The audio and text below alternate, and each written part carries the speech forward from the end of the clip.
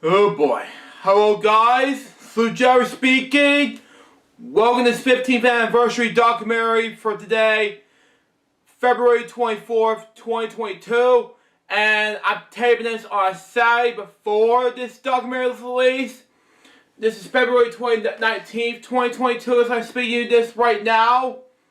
But, the way I see it is to make this documentary more successful, okay? What you're about to see is the past 15 years of my life doing LJPCBM Kwelp from the beginning of my life to now. Anyway, this is going to be all about my 15-year journey. Going to be celebrating 15 years of Kwelp. Last year I said that I plan to do something for celebrating 15 years for you guys and to make a new name.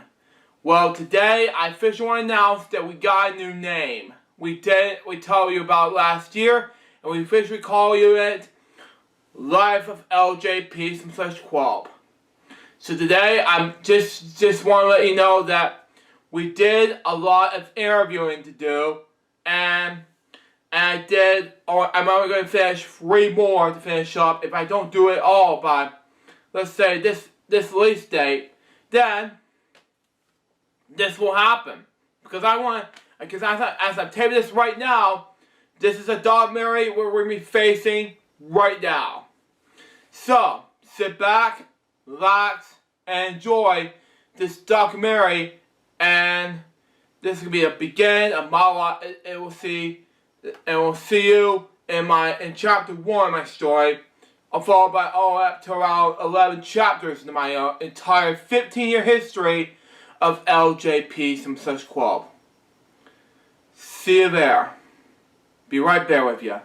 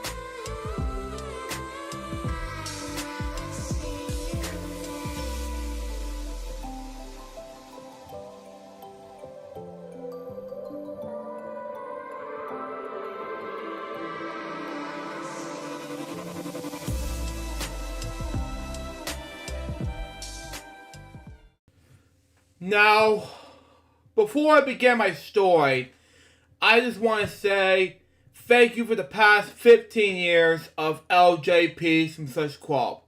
It means a lot to me, it means a lot to anybody, so let's hope for the next 15 years, which is going to be 30 years of LJPCBM. So, hope you get ready for it and enjoy the best 15 years of LJPCBM in history, and just like it is in the mug which I had 2 years earlier, which is the NewsHour mug. So, here we go.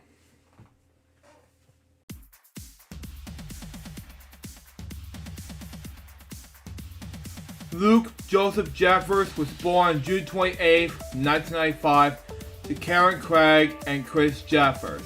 I just always liked the name Luke. It's always been one of my favorite names. And then your middle name, it was your grandfather's name.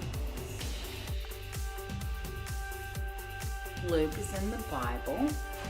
and your dad's last name and my last name is Jeffers. From the start, you guys wanted this very first Christmas present. A VHS tape on Boy Live New York City, Babe the Sheep Pig, and the Rankin Bass version of Rudolph the Red-Nosed Reindeer. And that really made him discover VHS tapes for the very first time. You told me that. Once we did it, we tried to put some of your favorite things on the same tape. And then you told me, yep, we got them all on there. You want to keep your favorite stuff.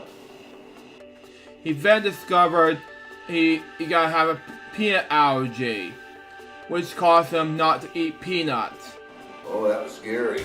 Yeah, and to grab you and take you to the hospital because you were having a reaction to it and everything, and find out what the reaction was, and found out it's peanuts. So made sure never gave you peanuts again. That's scary. I was very scared because I am the one that gave you the Reese's when you had the allergic reaction. And so I was very scared. And that caused him not to become diagnosed with autism ever since he was 18 months old. On his third birthday, he began his career as a technician. Sometimes look at AOL dial-ups, and then other times he play on the computer for a CD-ROM, like Clifford the Big Red Dog game, and of course Babe and Toy Story, and of course and some other CD-ROMs that I played before. It all began when we had our computer in the bedroom, and you got on it and you became very interested in the computer. Then in September 2000, when he came back from elementary school, something went nuts. Good evening, I'm Jim Lara. On the NewsHour tonight, a Kwame Holman update of the Washington struggle for a budget agreement. Excerpts from last night's Gore-Bradley exchange in New Hampshire. A conversation with presidential candidate Pat Buchanan. A Terrence Smith look at what the recalled Bush biography revealed about book publishing. And another scary Halloween essay by Roger Rosenblatt. It all follows our summary of the news this Thursday. A double shot of economic news sent the It was Jim Lara. Before as better known as one of the founding fathers at the NewsHour on PBS, was one of the very first inspirations to make film and TV content over the years. Well, that's, if you like, I like the PBS NewsHour too. So yeah, that was your favorite. That's fine. Everybody's got their own favorite NewsHour. The House today approved the Republican plan for... Well, I thought it was very interesting that my son would rather watch the NewsHour instead of watching cartoons at 5 years old. His parents at the time was watching the D News at 6 with Doug Weathers and Joey Chapin, featuring Patrick Prokop and Weather and Mitch Glynn in sports. All right, so I'm out on the story, and this lady says to me, every night I watch WTOC, and one night she walks in the living room, and her husband's watching something else, and she says, what are you doing? And he said, for one night, couldn't you just watch something other than WTOC? And she said, no. And he said, why? And she said, because every night Doug Weathers says good night to me, and some nights you don't. And at 6:30 p.m., watching CBS Evening News with Dan Rather, while in 2001, when Doug Weathers retired from WTOC, Jim Lara anchored the news desk on his own. Well, it's about time for him to retire. He's been doing it a long time. He's getting pretty old, so it's time for somebody else to do it, I guess. I know he's been having fun since he retired. I've seen him now and then. I think he golfs a lot and stuff.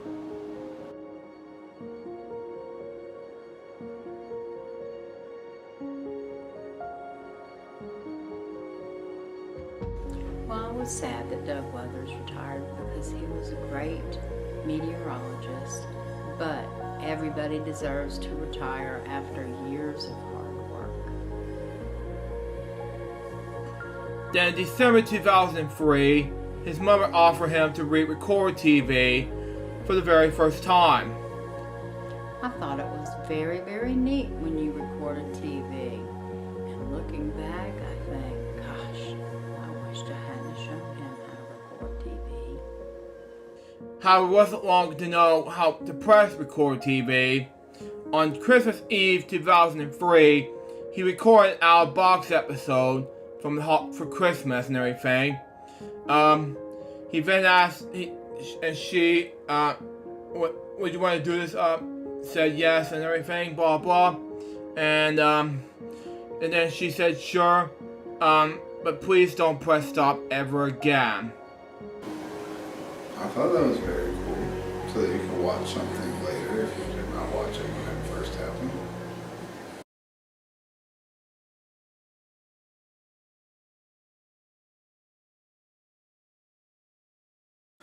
Alright, your mom and I met the first time we started communicating was online.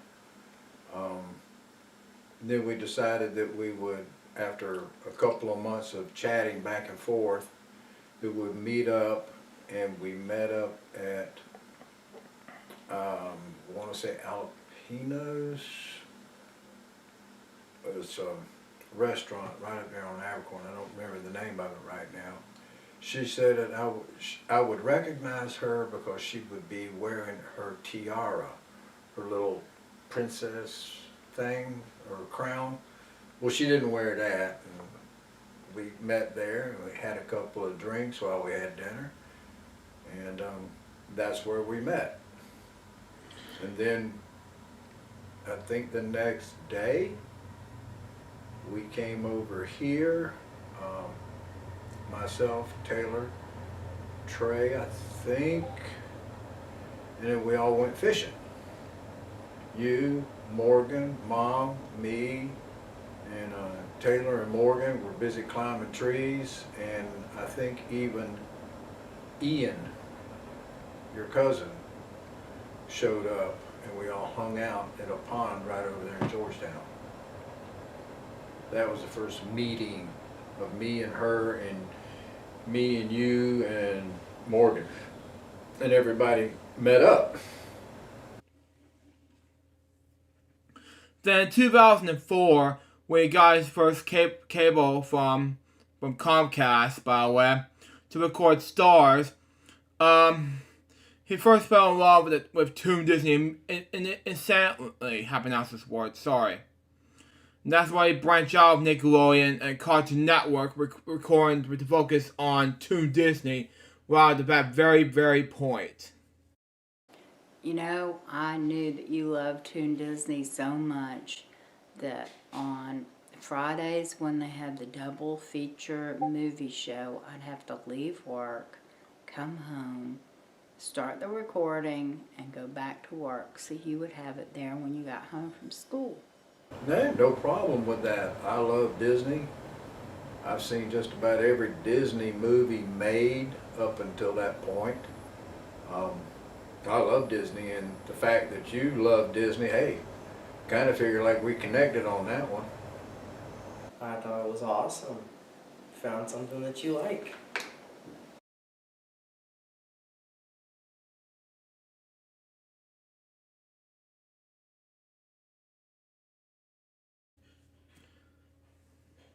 He first discovered this in 2002 at AOL job from that site called ToonDisney.com.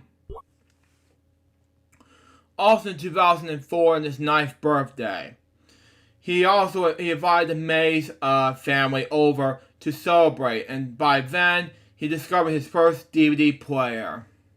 Suddenly, my Aunt Caroline was attending the last party with me before I expected death. What happened? I guess she passed away, but we had a good birthday party, huh? Mm-hmm. Yeah, it was a good party. Then we had some pizza. Yeah. Then Christmas 2005, when he was 10, he switched from cable to DirecTV, thanks to Aunt Len at our own house for a recommendation. However, it wasn't long until the very same day he introduced to an Apple device for the very first time, called iPod Classic. Then May 2006, after taking some pictures of his friends from school at St. Thomas Islands, Georgia, from 5th grade class field trip and so forth, he then discovered a new website called YouTube.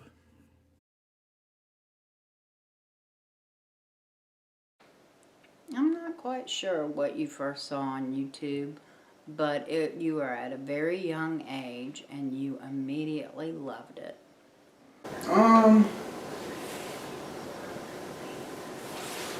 When I first saw your YouTube, it was probably right after you uploaded your first video. I knew what YouTube was, but when you made your channel, I remember you uploading some of the videos that you had made on the computer before YouTube, like videos that you already had. I don't know, it might have been, I don't know what the first thing I saw on YouTube was. Mainly now I watch things about how to fix my car and stuff on there. Well, I thought that was pretty cool that you, as young as you were, knew so much about computers and channels such as YouTube. I thought that was pretty damn neat. I saw that you had a passion for making videos and you had a outlet that you could turn to post your videos and learn about making videos. You can learn anything on YouTube. His first videos that he got a chance to watch on YouTube are a smosh lip-syncing the Power Rangers Beam song, the Teen Titans episode called The End, Part 3, for the controversial show Teen Titans Go doesn't come until 4 years later, Sesame Street timeline video from 2004, and of course, this controversial scene, SpongeBob Handpans. It wasn't for those videos, LJPCBM wasn't here today. Then late May 2006, when he graduated from Georgetown Elementary School, he realized that Robert McNeil and Julie Woodruff were on the NewsHour at that time frame.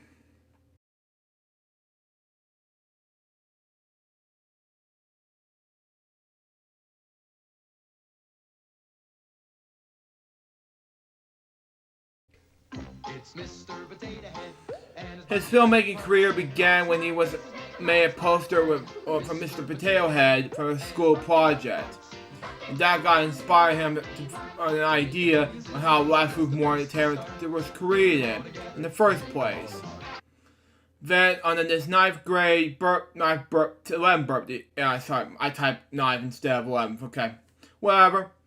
Then on his 11th birthday, when he got his first VHS camcorder from the 1980s. Yeah, when we got that first camera, you were 11. 11, yeah, 11. We got that first big old VHS camera.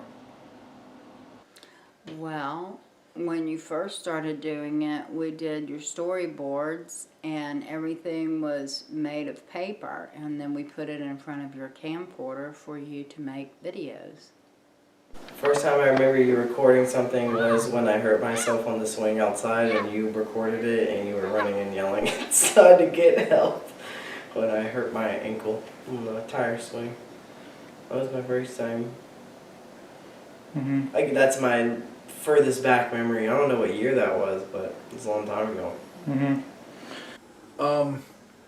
Well, I immediately knew right off the jump that you were all about making films and watching films and creating films because of your interest in not just the content of the film, but the intro before the film and the closing credits. It was phenomenal, man. You knew what the hell you were doing. And that was shortly after I met you. That's what, 17, 18 years ago now. Yeah, 18. Yeah. His first VHS film was a report on pigs come from Babe and Charlotte's Web. It's the 1973 version only, since the 2006 one didn't come out until months later. Some audio cassette tape films, some home movie Power Hour movie series, inspired by Jimmy Timmy Power Hour, before he came to Southwest Middle School in the fall of 2006. Then throughout May till October 2006, when Luke began his filmmaking career, things were going out of hand with his personal family. His brother's grandfather, called him Papa by the way, was in hospital from that long illness. He then passed away on October 4th, 2006. He was 81 years old. He then, however, attended the funeral service to say goodbye to his papa. And that is all began with this company.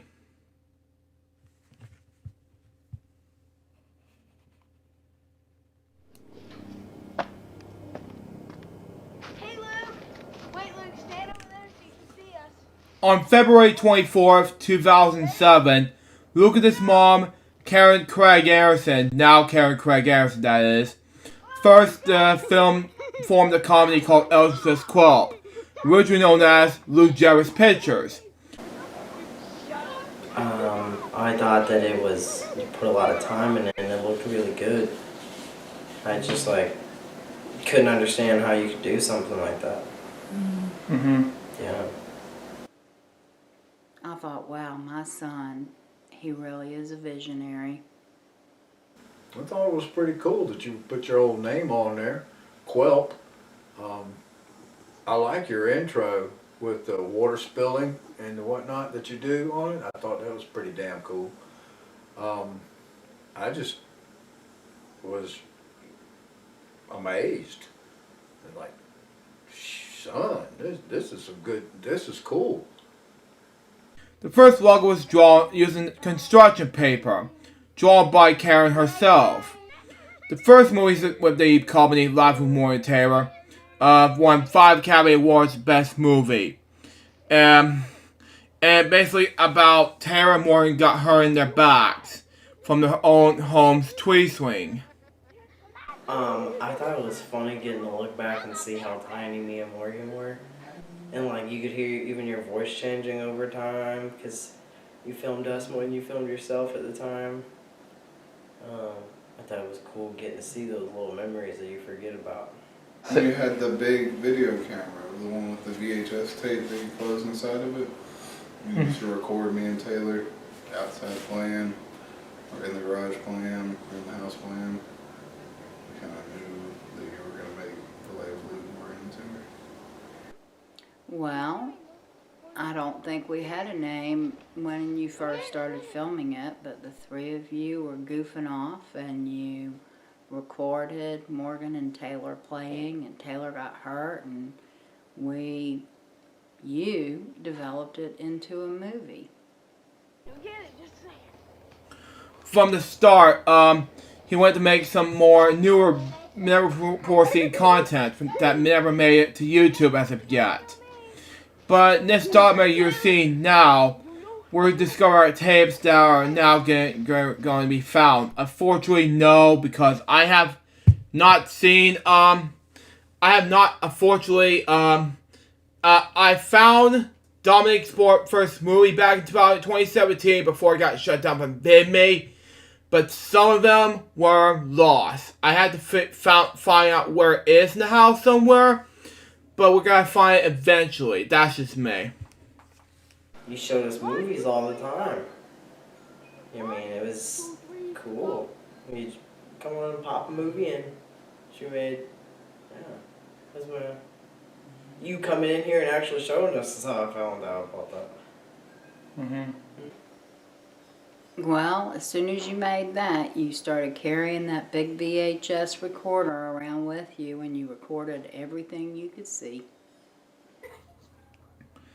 Some of the film's TV shows were short-lived, and some were not. However, it wasn't long when in late 2007, Lou Jeffers and his company built a studio nearby downtown Savannah. Well, Mr. James and Miss Lisa love this family, and they love you. And they would do anything for you, and that's why they built the studio for you. I think this is awesome. The one on Old Louisville Road? Yeah. This is awesome.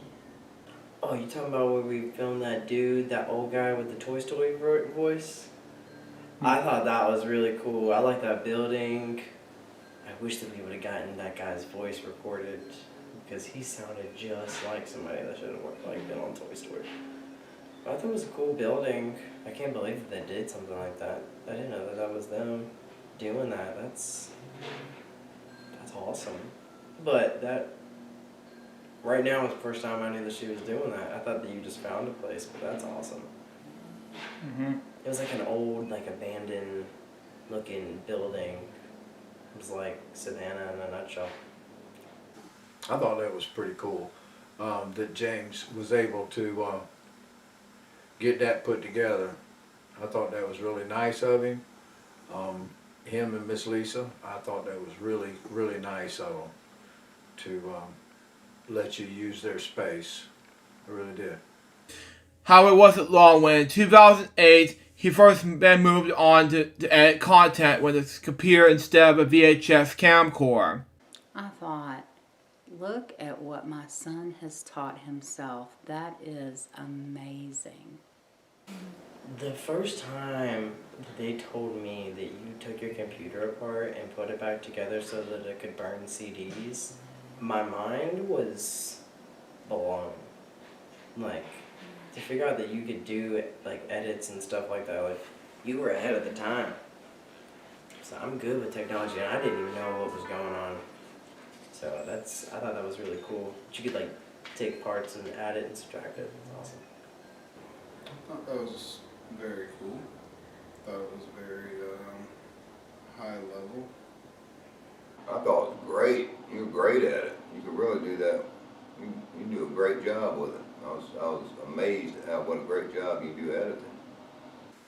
Well, you did great work before you were editing with a computer, but after you got that computer and figured out what you were doing on it, dude, that's some really badass stuff you got going on there. When? I don't remember a date and a time, but I've seen your work, and it keeps getting better and better every time I turn around, every time I get to see one of your videos. From the start, he made a second log of Lou Jarrett's pictures using Microsoft Paint. Then that following May, he first edited the slideshow videos from Kwelp that unfortunately no longer exists.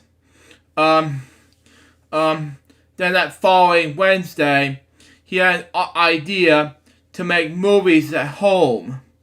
And a homework assignment, however, it wasn't long to when that following Wednesday, May 21st, 2008, he first made Science Movie. That following Friday, he made the Video Picture Maker movie, and then that following Sunday, during that Memorial Day weekend, he went to the studio to film God Bless America.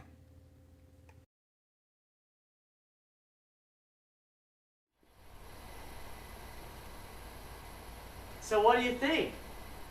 This paper's stupid!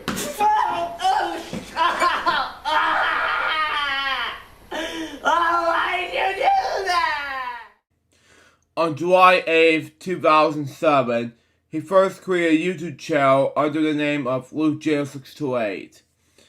At first, he didn't know how to upload until uploading videos from Cruise Ship Studios, the GSN 93, and others. Until a recent subscriber came along. His name is Marshall Brown. Well, Marshall has been a very, very good friend of yours, and you have a lot of likes and interests, and even though y'all are growing up and your interests change, y'all are still friends. Well, I'm glad that you had a friend that shared your interests that you could turn to. any goal that you're trying to reach, you should have somebody with like-mindedness, trying to achieve the same goals, same interests. Talk to somebody that doesn't like the same things you do, then they're just going to discourage you from doing it. It's a good thing you found somebody to encourage you to keep doing what you like to do. Maybe give you tips, follow you, push you towards the right direction. I usually come here on Sundays to... Marshall seems like a pretty well put together guy. He stays busy all the time, and the fact that you and him were able to converse and kind of hook up, I thought that was pretty damn cool. Yeah. He then first discovered Marshall on a Price is Right video that made him so famous that he couldn't stop watching it over and over and over again. Until one day, he decided to upload it on his YouTube channel so quickly. Then in 2009, that he then subscribed to a channel called Luke J 199, better known as Luke Jaw on YouTube. From the start, he liked his content. Until one day, he uploaded content in his own Luke J Twitter account. From that account, that is. However, it wasn't long from making a huge success from the company when in July of 2009, some fans working saying Dark School Free make a rant on my Say account. Better known as Luke J628 is back. His username is Luke J0628 is back. He's been taking other people's videos. Well, that sucks. You know, I don't like trolls. I think, you know, people just, it's kind of like, well, why you want to be jerks? They just do it to be jerks, period, the end. And I don't like jerks. I don't like people that like being jerks. I've got no use for them whatsoever. I don't give them the second time of day, and I won't think twice about them. I just forget about them, just like that. I'd find those trolls, and I'd make them pay. I was like, fuck you, people. That's okay, a lot of people do. I think Facebook just changed their name to Meta, something like that, right? Mm-hmm. Yeah, so people, companies change their name sometimes, that's okay. Mm-hmm. Since then, he then created the Crazy Bunch username ever since over a week later.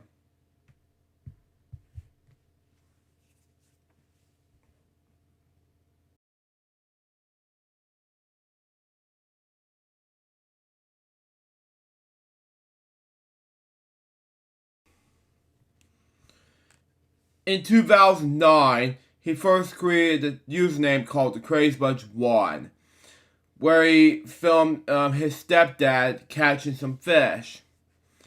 The following weekend afterwards, he accidentally closed that YouTube channel by mistake, which he first created the Crazy Bunch 2 hours later.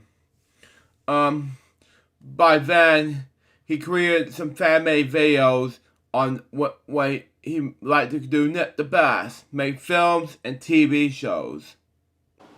Well, it was a spinoff from the Brady Bunch, and then we looked at our family, and our family is crazy, so we named it the Crazy Bunch. The Crazy Bunch video? I thought that was pretty cool, the way you came up with the name on that. I really did. Kind of fitting. The bunch of crazy. A whole bunch of crazy, so it's a crazy bunch. Mm-hmm. Cool. I think that we deserved our own channel on TV, that's how I felt. Because we were funny.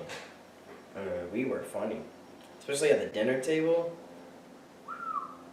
Dinner table days were good. I mean, I remember crying and laughing at the dinner table because we couldn't.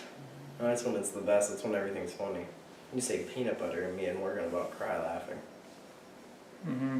Yeah, but I just want, like, those times like that. Oh man, that was a long time ago when you started making the Crazy Bunch videos. I don't remember exactly when I remember it starting. Crazy Bunch was inspired by the family name, based on the 1969 to 1974 TV series run, The Brady Bunch. his brother Morgan even created the Crazy Bunch's very first logo. And that was his very first Crazy Bunch logo. I think it's very appropriate. I think it fits us. I think it's an awesome name. I think that's a fun name. I feel like it is a good pronoun for our family. I think like describes us well. I think it is an accurate name. Okay, everyone. This is Brandon P22589 here. How you doing? I have a very special guest with me for the very first time. In August 2010, 2010 that is, excuse me. He first met Remix Plum online on Facebook, and then on YouTube soon afterwards. Well, it was, oh gosh, back in, when I first joined Facebook. And the whole LJPCBM thing, well, it was just a brainchild idea. That's how I remember LJPCBM. But like I said, it's, I know I kind of forget this whole thing, but yeah, I mean, LJPCBM is the granddaddy of all things back in 2007. And you first told me that on a Skype call one time. Well, he's a very nice young man, and he's been a very good friend to you, and y'all have helped one another through the years in difficult times and in happy times. I didn't know anything about Plumley Remix until I heard you talking to him on line. On Skype, was that what y'all do? Skype, yeah. I hadn't seen him. I didn't know anything about him. He seems like a really nice guy. He's kind of right there in the same ballpark as you. Y'all converse well. Y'all are pretty much on the same wavelength as far as what you think about and what you talk about. I like Plumley, or Remix. Yeah, well, I don't know. I worry about Remix sometimes. I hope everything's going okay with him. Remix Plum was not always Remix Plum when I first met him. He went by a different name. But he has always been very nice and very polite. I think I heard you on a Skype call with him once. And you showed him to us, and I heard y'all talking, and I asked who he was, and you showed him who he was. I think actually you were filming one day, and I saw you get up to go to the bathroom, and I sat down in the chair and started talking. I think that's exactly what happened, and I think Brandon was on there. Meanwhile, in the spring of 2011, he met a lot of social media people like Billy Mooney, Alex Perez, and so many others. Well, I remember when you and Remix Plum were having such a great time when doing your gameplays with Remix, and just I think I remember when you started your YouTube career as the Crazy Bunch. I started my career in YouTube back in 2009, and I've been part of YouTube for over 10 years now. So I think I discovered it back in 2010 or 2011, and I was one of your subscribers for your original channel, and then your new channel that you currently have today. So ever since then, I think it's been like 9 or 10 years since you and I have both been subscribed to your channel, and we've been friends ever since. I think I believe around 2019. And I joined the server in 2020 on Christopher Hammond's birthday, and your birthday on the same day. I met you for the first time, I believe, let's see. I think I met you the first time, another good friend of ours, introduced to you, which is our good friend. And I don't know if I can say his. I can say his. Can I say his name or something? Yeah.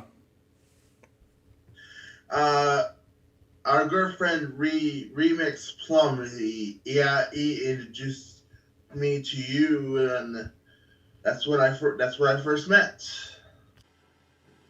Well, I first met you back in 2017 when I was in a live stream with Owen Nelson, and I have discovered LJPCBM ever since 2018 when I was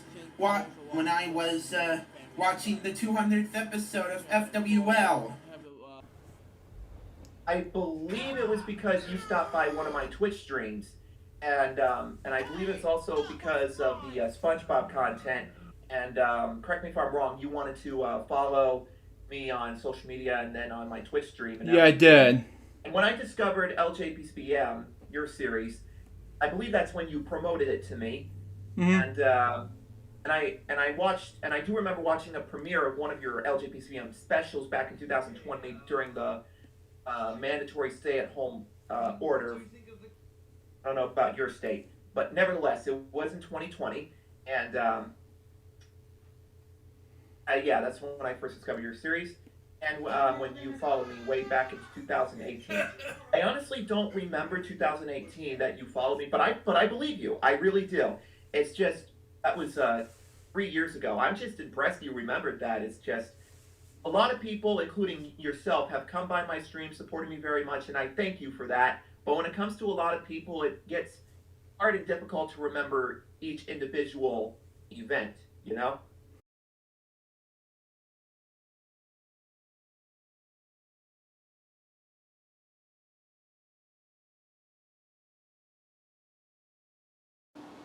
Well, I think it's amazing that the web allows you to reach out across countries and seas and meet new friends without meeting them in person. You've met a bunch of friends. I don't really think I've got that many friends. I mean, there are people that follow me, but I don't follow back, I guess. I don't know. But I know you got a gazillion damn people that you're friends with. You met some nice people and gone and met some of them, right? Like Billy? Yeah, that's cool. Well, it seems like you post your videos and people like them, and they want to follow you. I sounded Irish just then. I see you post your videos on the web and people like it. I'm sure that you've meant a lot to them. However, it wasn't long when January 2011, Luke first formed the Luke J. 25 Production LLC, forming a division of Remix Palm Studios at that time frame. I think it's amazing on the whole thing. Well, I think it's a great collaboration with two great minds. I'm glad y'all set it up. I don't know or remember exactly when, because I mean, I was in the house, but I wasn't like in your room taking down dates and times. But I think it's pretty cool that you guys put that together. Really do. I think that's good. I'm glad y'all came up with a good idea together. You and him been working on stuff together for a long time. That's cool. I think it's good that you put a name behind it so you can like sign your watermark on works that you do. It's more professional. Makes you like put yourself in a mindset like this is a business. And if you like what you do, then you don't ever work. So it's nice that you put yourself in that mindset, give yourself a nice name, a professional name. I thought that it was very smart for you to team up with your good friend like that.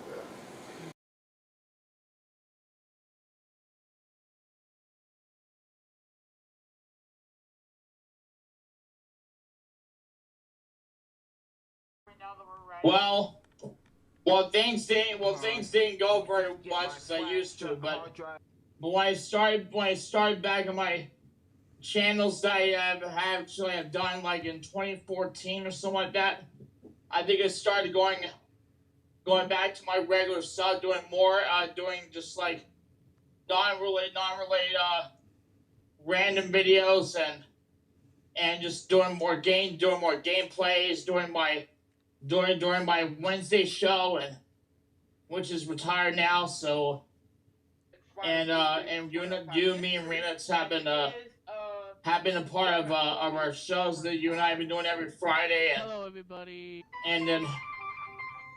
And when I first discovered that Remix was doing his very first episode of Vlog Weekly, I decided to take some time to take part of the show, and we've been having a lot of fun. So ever since 2014, I've been doing a whole lot better with making videos recently, ever since at my old studio and now here.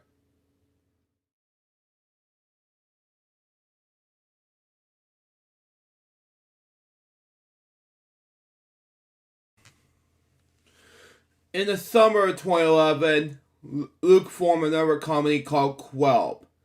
However, it wasn't long when, in late July of 2011, things were going to struggle him with some stressful issues. And that caused him not to do his LJPCBM Club content nor his Luke 25 Productions LLC content. Well, it's very sad, but I knew it was just a stumbling block and that your creative mind would get back into the swing of things and you would move on. I think it's, I don't know, frustrating, sad. Makes sense. Well, not very well for as far as I can tell, but ever since 2011, we've been hanging in there, just keeping you in your thoughts, just keeping happy thoughts, and hopefully the frustration goes away, and hopefully don't have any more YouTube trolls flying around. Well, I feel bad that you don't feel like the company is going anywhere, because, you know, time will only tell how far the company will go. And it's not over with until it's over with. Meaning that I know you'll keep striving to get this taken care of till the day you die. And I won't be around because, of course, you're going to outlive me. But I think anything, if you believe in it and strive for it, I believe you can accomplish anything you want to. Well, I knew it'd turn it around. It did. It turned around now. Everything's going great with the company now, right? I knew you'd do it. Well, if you were stressed or something, I'm glad you got over it. I hope the stress didn't put you back too much. But it seems like you pushed through. Then, October 2012, he had a case of brain malfunction, which leads him to stop ESPN from happening and cancel football games. Oh, that's back when you were, you talking about your junior at college? High school. Oh, well, I knew that you were not happy. I knew that there were some struggles going on, but I felt bad inside because I could tell you weren't happy. Well, that's kind of sad, you know.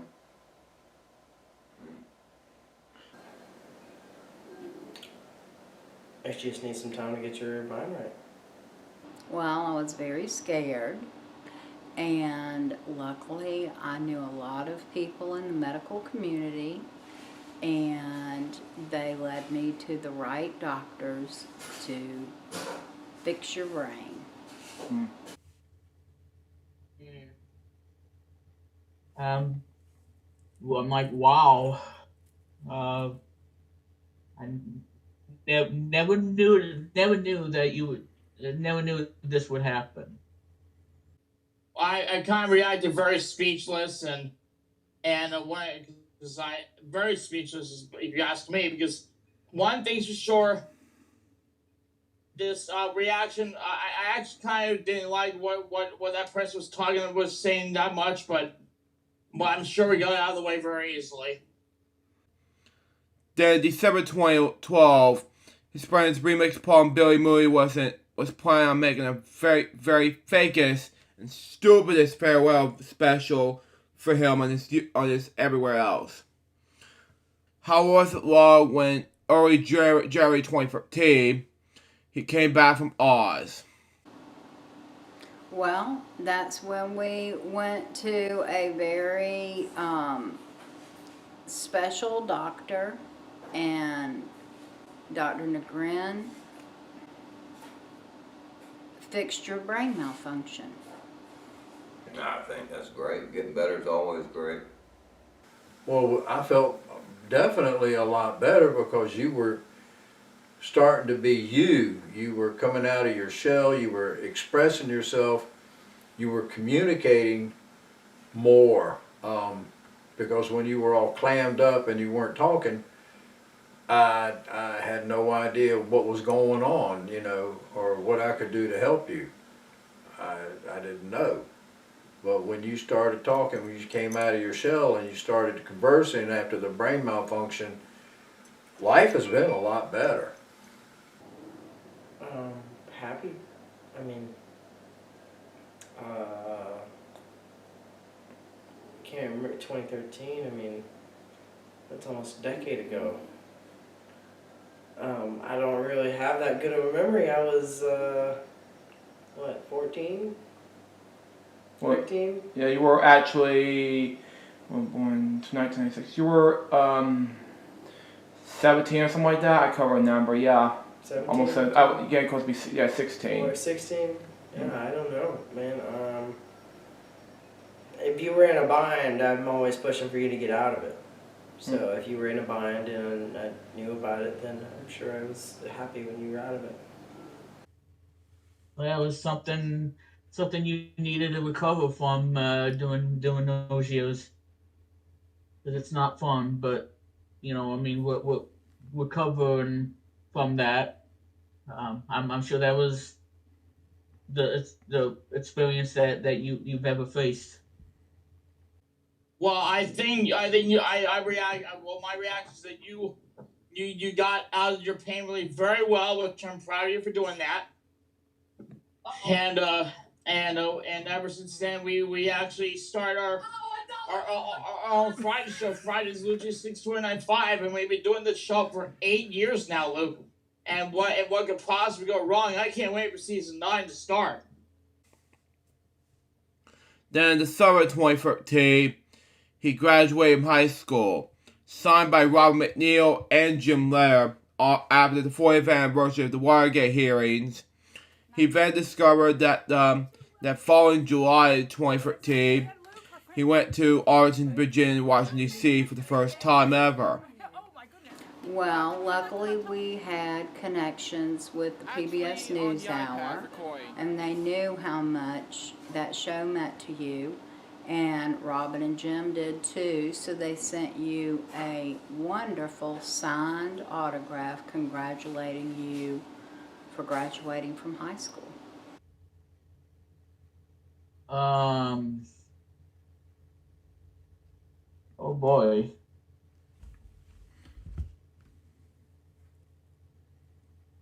Now I'm drawing a blank. Yeah, you are, like 2013 graduation, yeah.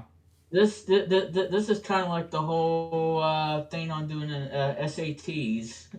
I have no idea, but this is like a whole SAT kind of thing.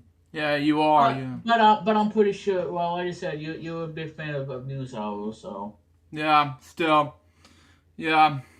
When, I don't exactly know. I don't remember the date, but it was shortly after your graduation, wasn't it? It was June the 10th they signed it, Robin and Jim. Okay. Well, I was very happy that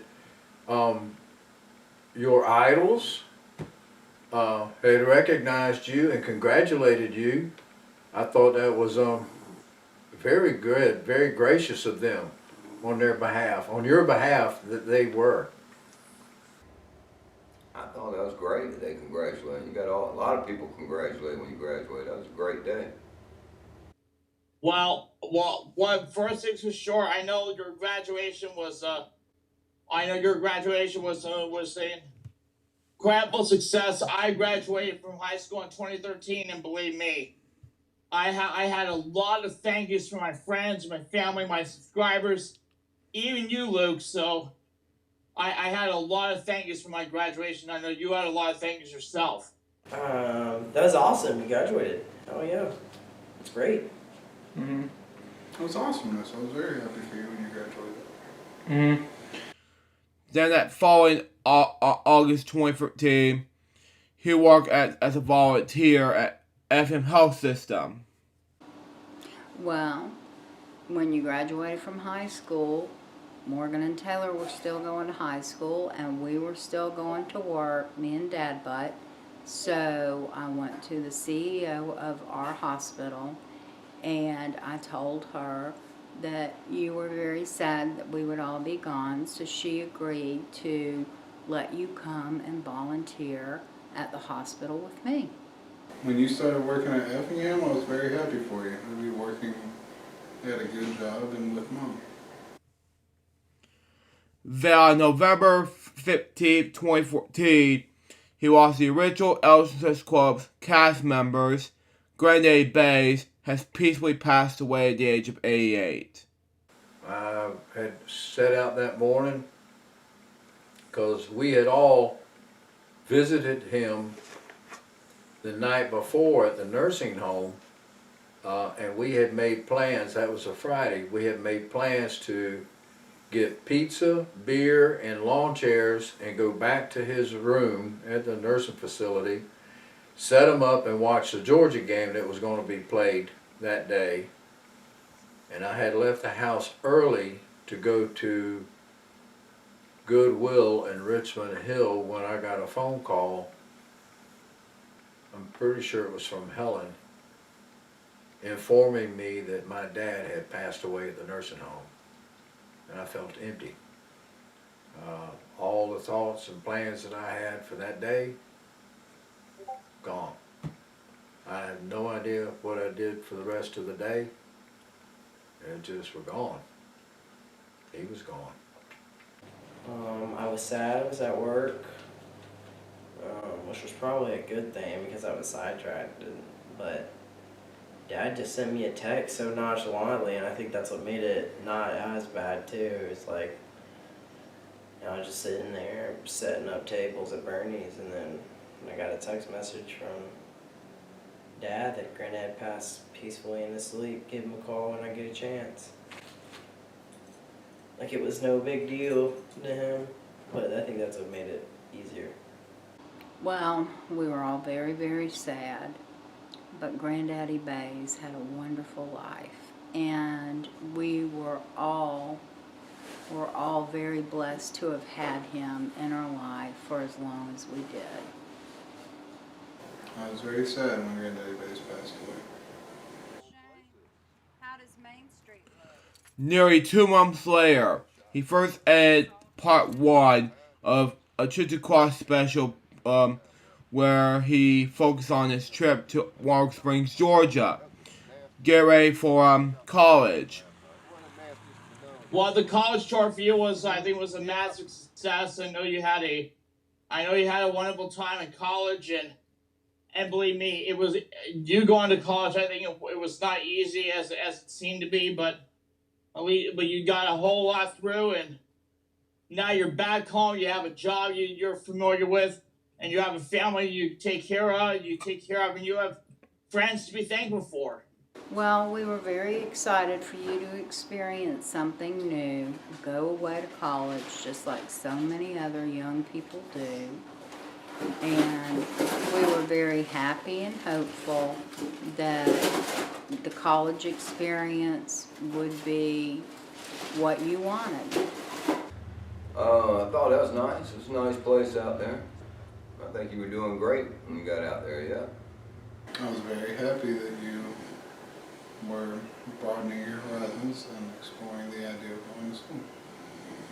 I was happy for you because I figured you start in college, that it would be something that you could expand your knowledge of computer related fields. So, because I know that what you want to do was computer related video or movie making, and that this would help you in the right direction. I was happy. Thought it was, the the coolest things. Hope it makes sense to everybody. But yeah, there you go. It was cool you were thinking about going to college. You had your mind in the right direction. How was that following day during the tour of Rosebud One Springs? College came to an end. Zach Pierce passed away peacefully at the age of 16. Well, I actually didn't get a chance to meet him in person, but I think we've been doing a lot of fun stuff together. We did Spin for $1 Million together. We did the weekend celebrations together, and when I found out that Zach had passed away, I was sad, and I told my father about what happened, and I know for a fact that part of that his incredible passing, that some of his YouTube subscribers were all over the news when Zach had passed, and ever since then, Zach would surely be missed by all of us. He is. Then February 2016, when he went to college, he became really homesick. Well, me and your dad knew that we tried it, but the best thing for you to do was to come home. So we drove to Warm Springs to pick you up. Well, I think anybody that goes off to college gets homesick. I knew it was going to happen. I expected it. Your mama has done a very good job raising you, but you have always had your mama that you could talk to any time of the day. If she was here, you were here, you've got your mom that you could talk to, bounce ideas off of, and I knew that being up the road the way you were, y'all just wouldn't have that communication, and I had a bad feeling that you were going to get homesick, and it did, and we decided, and you decided, that college life was not for you. Understandable. I mean, people who have a good thing going at home, a good place, a good home, typically you're going to miss it when you're not in that situation anymore. Bring him home. Anyway. That was my first reaction, because I didn't want you to stay there if you didn't want to be there. That was, that I remember. That was kind of painful. But I knew that you wanted to be close with your family and whatnot, and being there by yourself is something that I'm sure that this was the bad times and whatnot, and I think that you wanted to be close to your family. So that's what I gotta say about that. But yeah, I do remember that. Oh wow. Well, I was a little sad when you came home from college sick, but at least you're feeling better. It was starting to get even more worse by April 2016. Both him and Marshall Brown haven't got along that time frame. By then, he created a crazy Facebook group called the LJPCBM group, where you can post some video content for you to enjoy, and so much more.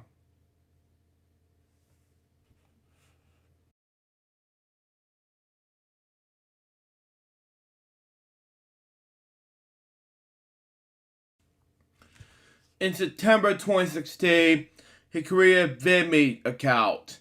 we met Josh the Celluloader. Josh the Celluloader. Now, normally I would be wearing a little skeleton mask that only my subscribers would know, or people who checked out my channel. But after Well, being told you seem to really like VidMe, so I was excited for you. I still don't know what VidMe is. I'm happy for you because I hear you say, hey, I'm on VidMe, and I'm like, okay, well, that must be a good thing because you're pretty excited about it. Sounds good. And if you're happy with it, so am I. Oh, I don't know.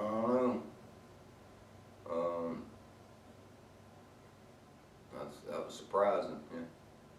When you started posting your videos? Mm-hmm. I thought that was that because you had that problem with YouTube first. That's why you went to VidMe, right? Yeah. I'm glad that VidMe existed, so you could still keep doing what you like to do. Pursue your passion. Well, I thought it was cool until they closed down and whatnot. But I mean, great content on there. I mean, as long as people liked the video and didn't have to say bad things about it. But that was the whole thing on VidMe, and I do miss VidMe still to this day. I thought that it was smarter for you to keep making progress with your company. VidMe. Well, I'm not sure heard of VidMe before, but I've seen a lot of your videos recently on Vimeo and in an archive. So I'm not really familiar with VidMe at all. So please just believe me on that. Meanwhile, while making this documentary, Luke's the cool guy, another YouTube collaborator friend since 2006, has discovered the site by friends. I first discovered that back in 2017, I believe. This was when YouTube's algorithm was really getting messed up in the year of 2017. So I know VidMe came around to help people get the attention they deserve. And I was a member of VidMe, but I wasn't really active as much as I should have been. But I did upload episodes of Skype Trivia at the time because that's the year when the game show was being made. And I didn't upload my SpongeBob content. I did ask them, due to copyright reasons, they said they would love to have those videos on their platform. They think they're amazing. But I didn't do that. I should have when I had the chance, but now it's too late. Then, February 2017, Tom Kingle discovered that he wanted to work at the Kingle Design for the first time. But it wasn't long when, November 2017, Taylor graduated from the Marine Corps. Well, I was very proud of Taylor. And I didn't realize that VidMe was closing down so quickly. So had I've known that, maybe you would have stayed behind and we could have gone to see Taylor graduate from the Marine Corps, because it was one of the most memorable days of his life. It made me happy, made me proud. Couldn't be any more proud. Still don't know about VidMe. Don't know what VidMe is. Kind of sounds like Video Me. VidMe 2014 to the very last days when Taylor marched in the Marine Corps, yeah. Yeah, well, I was proud that Taylor graduated. I'm proud of what he did. And yeah, I'm just proud. I was very proud of Taylor when he graduated from the Marine Corps. First of all, I said, what I said in the interview saying exciting stuff, I think was an unfair thing for me to do, saying that in the past documentary, saying that I just think it was an unfair thing for me to do. I told him, do I ask them to be part of this Marine Corps graduation ceremony? No, because I said that this might be the worst case in his LGBT history. You know, that's just me. Then on December 1st, 2017, VidMe decided to announce that the site will be shut down in the next 2 weeks. You could say I felt not sad or upset, but maybe a little regretful because again, I should have uploaded my SpongeBob content on there. But also, what would be another good feeling? I guess you could say surprised. I didn't know their shutdown would happen so abruptly. I thought VidMe would happen for a while, something like that. But no, apparently YouTube has beat them, and they have shut down. Well, I don't do anything on VidMe. I know that you were upset with it, and it makes me sad that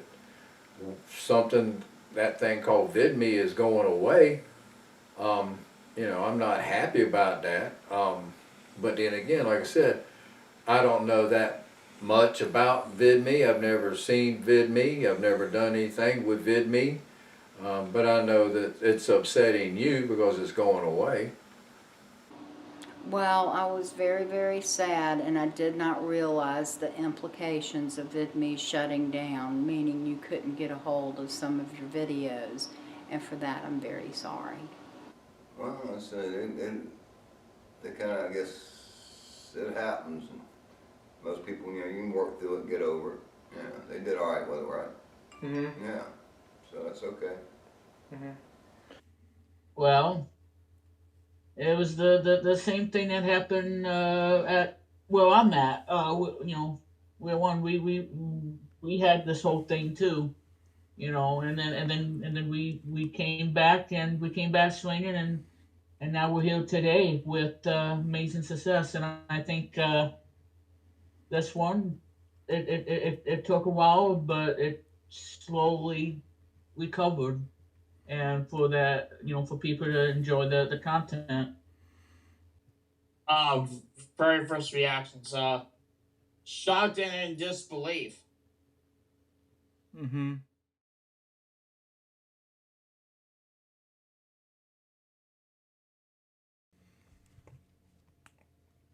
The next day, he used a website called BitChute. It was way worse than VidMe.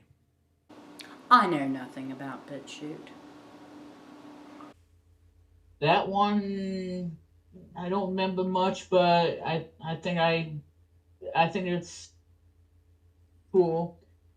BitChute. Yeah. I don't know. I kind of totally forgot about BitChute.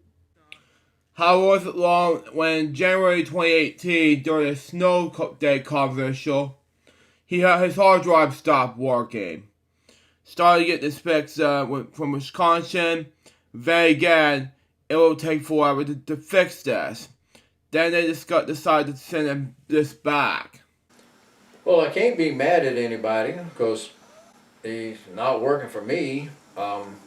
I don't know, like I said, I don't know anything about computers. I don't know how hard it is to work on a computer to get files from point A to point B or point C or from the cloud. I mean, people keep telling me there's a thing called a cloud up there. The only kind of cloud I see is a rain cloud. You know, I don't do any of that. It has no bearing on me or my feelings. Well, you know, computers are like everything else, and hard drives and memory, and you know, sometimes you can fix it, sometimes you can't. They're not fail-safe. They should be trained more, probably, so they can fix whatever's going on. I was like, what the heck? How can they not fix this one? Or something. Mm-hmm. I don't know. I think that was just I don't know, mistimed thing, and that kind of I don't know. You probably went through the roof and everything about it, but I guess that's that on the whole thing, which should not happen, by the way. But yeah. Then May 2018, he left Kindle Design to start a job for a car company called Devane Chevrolet. That following fall 2018, featuring Terry Powers, Asher Bright, and others. However, in August 2018, Jose Perez wanted to ask Joe to fix the hard drives for him. However, in December 2018, he was brought back from the dead as a Vimeo user. Well, that was a very exciting time for you. You thought Vimeo was going to be the answer to VidMe shutting down. So we got you a subscription and you started putting videos on that.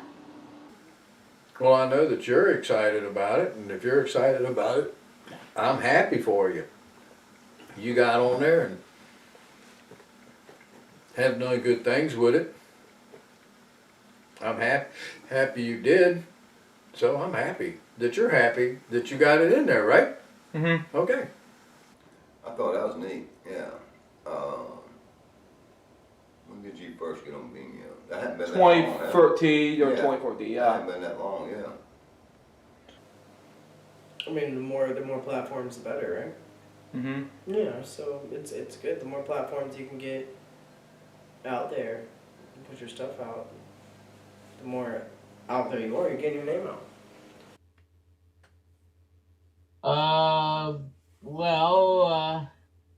That was one of the big things.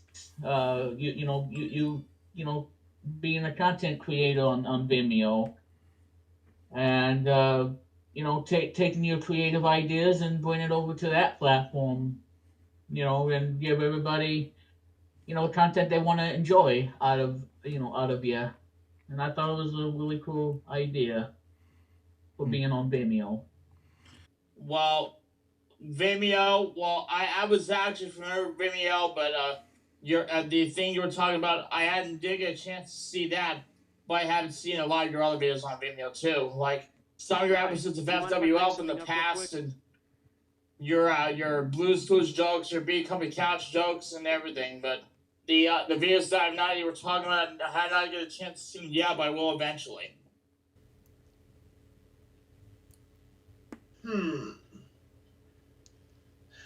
I haven't used that website before. I haven't used this website before.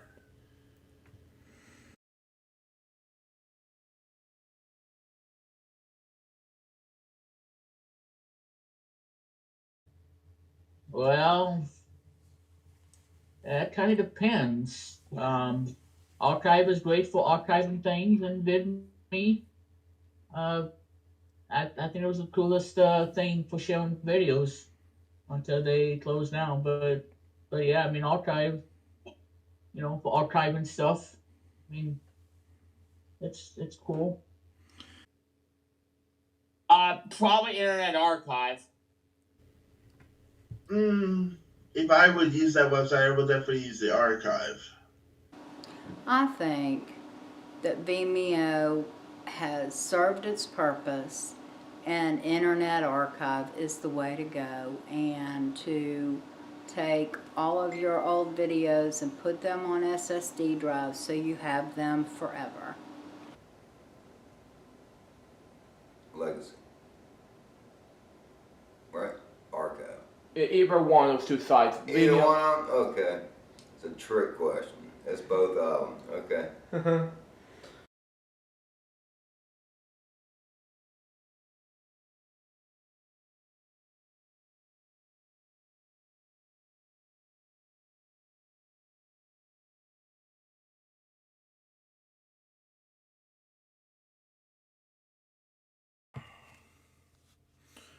On Christmas Day 2018, LJPCBM Club has finally found a new home, and that is Vimeo, where he found his legacy behind Vimeo and so much more. Then, January 2019, he then created weekend celebrations. How wasn't long when in May 2019, his nephews Jack and Drew Lucky created their own YouTube channels respectively. Is it good? Then in June 2019, the nephews first discovered a fan of Alex Paris named David 3000, now known as David 3000 Network on YouTube. Yeah. My YouTube channel back then was called David 3000. I just decided to come up with that name, and also later on, and sometime last year, when it began this year, Alex Perez, me and him came with the idea to change the name to the There 1000 Network. In which Luke is becoming one of the very first admins in that time frame. They're very good as an admin, and I enjoy, us doing our gameplay special videos and also many other videos that we've done in the past. However, it wasn't long when July 2019, Travis Morrison first hired him at Sawmores Aqua. I was very excited that we were hiring you. I'm great that you came aboard and you're part of our team because I like seeing you here. You make me smile, and you do a wonderful job. So I'm glad that you came aboard. Oh, I was very excited. I enjoy working with you. We have good conversations, and you're a hard worker. I like hanging out with you at work. I gotta say, I'm very happy that you got the job, and hopefully you have more success on the job. I thought that was awesome, and working for a car dealership. I mean, getting paid and do the things you want to do, and it's like in a racing game where you can drive an Acura and a racing game like Gran Turismo and that sort of thing, or whatever racing game that has the Acura car and all that stuff.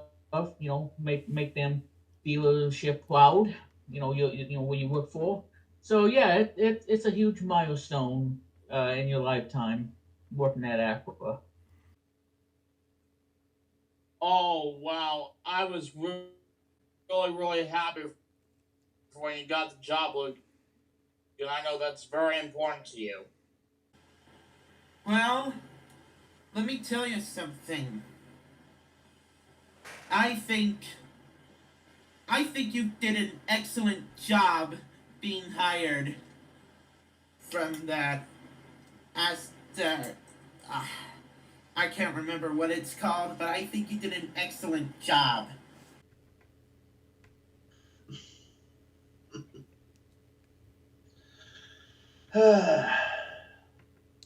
That's another good question.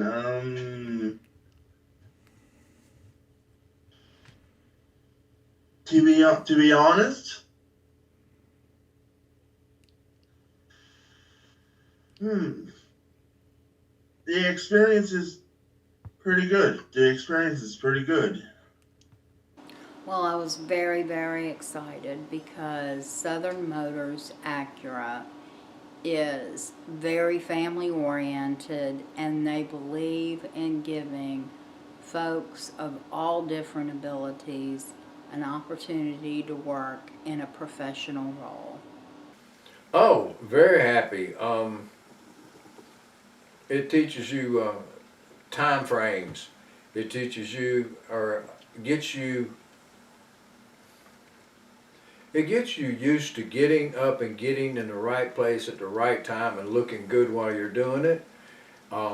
You've learned a lot about that, just managing your time. You know what you have to do. You get it taken care of at work.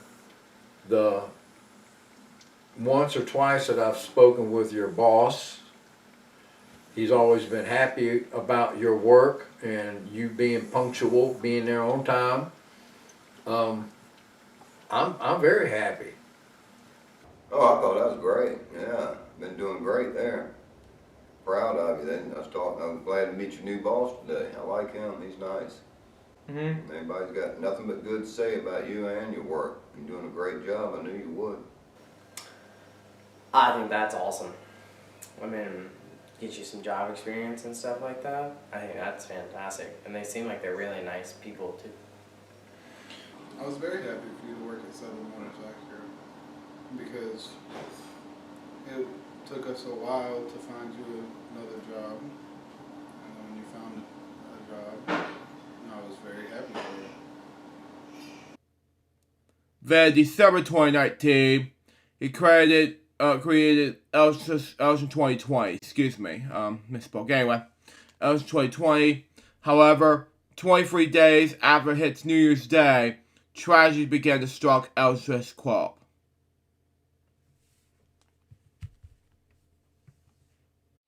Well, it was amazing how quickly, within a day or two, we became friends.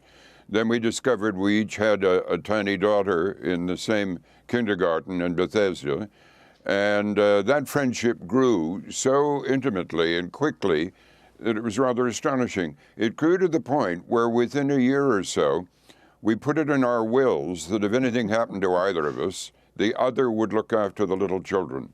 Well, time moved on and we didn't need to observe that. But Jim was just instant friendship, and our backgrounds were so different, but they melded in a very curious way.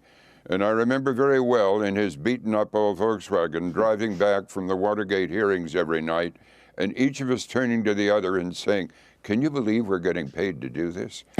Anyway, he was. And as I said earlier, Jim taught me a lot. I grew up in a television background where you kind of loaded up your questions with enough information on foreign affairs as though you were a Secretary of State in waiting. And Jim just said, well, tell me about it, or why doesn't it work, or what does that mean? And wasn't afraid to ask very simple questions. I learned a lot from him. On January 23rd, 2020, Travis, his former general manager, Scott Downer, and Luke wrap up the day. When meanwhile, David 3000 Network, that is, excuse me, misspoke anyway, wanted Luke to become a contestant on his own version of Pressure Luck. However, when my mom asked him if he wanted to do more projects for the first time after he did a boxing video, the workday of Eldridge Kwelp became tragic. On that following afternoon, when he read an article on Facebook when it reads, "Remembering Jim Lehrer," during that time frame, his jaws were dropped, the brand new iPad mini was dropped, and his heart was broken. Started to think about his very first inspirations. Well, I never really thought, I never really watched his stuff before, but when I saw, you posted that on your Facebook group, that was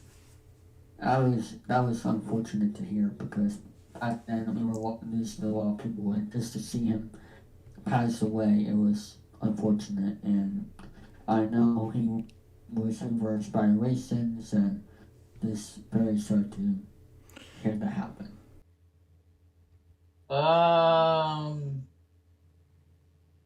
Maybe while I was watching something or I was busy with work. That's pretty much how I found out about it. Probably working. I was actually at home when he passed, or I think I was busy with school when he passed too. Mm-hmm. So I was in two different locations, at home and at school. I believe I was. What year did he die? 2020 of January 23rd. I think I was at home or at work. Well, I think I was at work, and I think you called me to let me know the sad news. It's hard to remember what I've done on that day specifically. I seriously doubt that was not a day of the interview. I seriously doubt that wasn't the day of the interview, because I had an interview with a place called Gold's Gym, but I do not believe it happened that day. It could have. I don't know. I don't remember 100%. Don't quote me on that. But as far as that day alone goes, either I was at home or working at the time. Those are my two best bets. In spite of the job search, I don't think I've done anything job search related that day. I don't believe. Again, don't quote me on that. Either I was at home or working at the time. Well, I was really busy, so I was here in my area doing some other things recently, and yeah, I was, yeah, I was really shocked when Jim Lehrer passed away back then. I can't even tell you where I was at yesterday. I was probably here when I found out, because I'm sure you were the one that told me. But the actual day that he died, I mean, probably working. I have to be honest with you, I was probably at work when he passed. I was probably here or either at work. I think I was at work because I remember you saying something when I got home that Jim Lehrer died. So I was at work, you know, which is what, you know, I work every dang day, except Saturdays and Sundays. Well, might have been either at work or at the house, yeah. I was probably, I think I was at home, I believe, when that happened. But yeah, I'm sad that he's not here with us, but he's in a better place. Jim Lehrer died that morning from a heart attack. He was 85 years old. I was very sad when he passed away. Hello, Alex. Glad to be here. Glad to have you here as well. So, I understand you're a big polka fan. Oh, yes. I like collecting all sorts of various things relating It's just sad to see people passing away. Yeah. And to hear that, it's just that we lost a legend. However, during that time, when the pandemic began, Judy Woodruff said this personal message. And a personal note, as we say goodnight, this is a challenging time for most all of us. This invisible new virus is frightening and spreading rapidly. We all want to be as prepared as we can be to avoid it if we possibly can, if not, to recover and be healthy again, which most of us will. And already there have been overwhelming acts of generosity. But in the meantime, some of us are acting in a way that could end up unintentionally hurting others. Grocery store and pharmacy shelves that normally are piled high with toilet paper, Kleenex, and paper towels are now empty. Several days ago, people started buying all the hand sanitizers and disinfecting wipes they could. It's understandable. We want to keep our families and ourselves safe. But it's also worth remembering that this is a time for the lucky, healthy ones to think of others.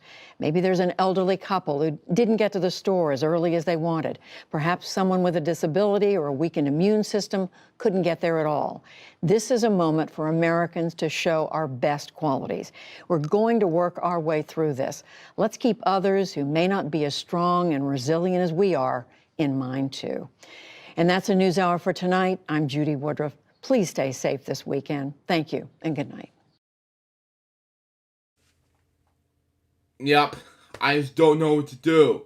Yeah, this personal message. And after seeing that, I just feel like creeping out and say, we're going to do what the hell we're going to do. And about June the 1st came, I just came home, I just came back to work and just figured, I just told everybody that I freaked out. And yeah, I just want to see some experts and see how they feel about the pandemic. 2020, I was at my old job and we were sitting in the parts room and they started, saying it on the radio and on the TV and we were watching it. On the radio and then on Facebook. I actually found out from the pandemic like in January 2020, I guess. I think it was on the news. On the news. Well, just earlier back in 2020, it first happened in China. Well, I was at the hospital and we had a meeting with our new CEO, and she and a couple of doctors and a couple other professionals talked about the pandemic and what impact it may have on us. Probably February, sometime February 2020, March maybe.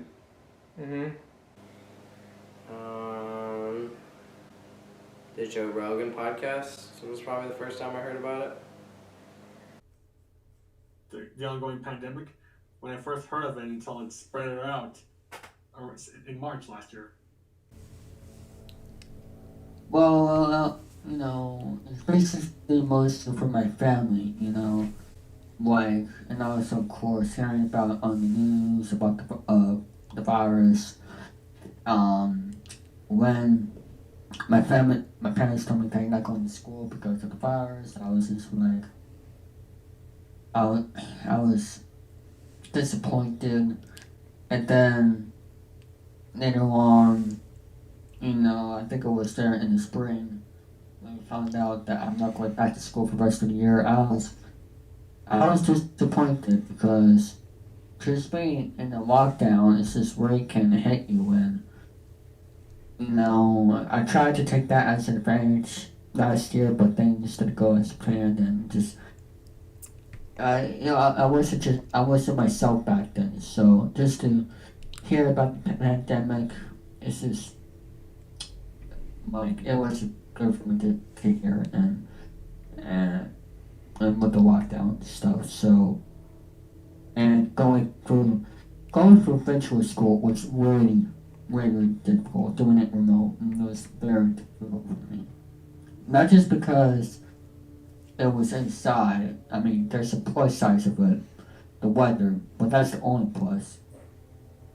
The thing is, I have to be, you know, downstairs doing it instead of in my work because, you know, because of the virus and other situations. So I'm just, you know, the shared news is just ready for us. Well, I first heard of COVID when it was. Sorry for frowning. I'm trying to think here. When it was first reported in like China or something like that, and then it eventually entered the United States, and then it kind of got serious I kind of started to learn more about it in the month of March, and that's when I successfully landed a second job. And then during that time, I guess you could say I was celebrating a little bit. I do remember on one particular day, I was going plane spotting at Reagan National Airport and riding the metro, the subway system we have in Northern Virginia. Was I concerned about said virus? A little bit, but I wasn't too concerned at all, so to speak. Because I was having fun. I held on to the pole of the metro while I was riding, of course. And then later on that week, before I started my first day at my second job, I went to IHOP, and I was well aware of the email that they sent out to all Pancake subscriber members, whichever they call it, MyHop members, that's what they call it, about the concern they have regarding COVID. I was well aware of that, but I went and ate there anyway. It was my first day on the job beforehand, so why not? And I wanted to see an individual person. I apologize my answer is long, but to wrap it up, and then it got serious, and then my second job closed for a good few months. We were at a stay-at-home order, and I took very good advantage of Twitch streaming, and pretty much thanks to the pandemic, 2020 has been my most successful year on Twitch thus far. So, yeah.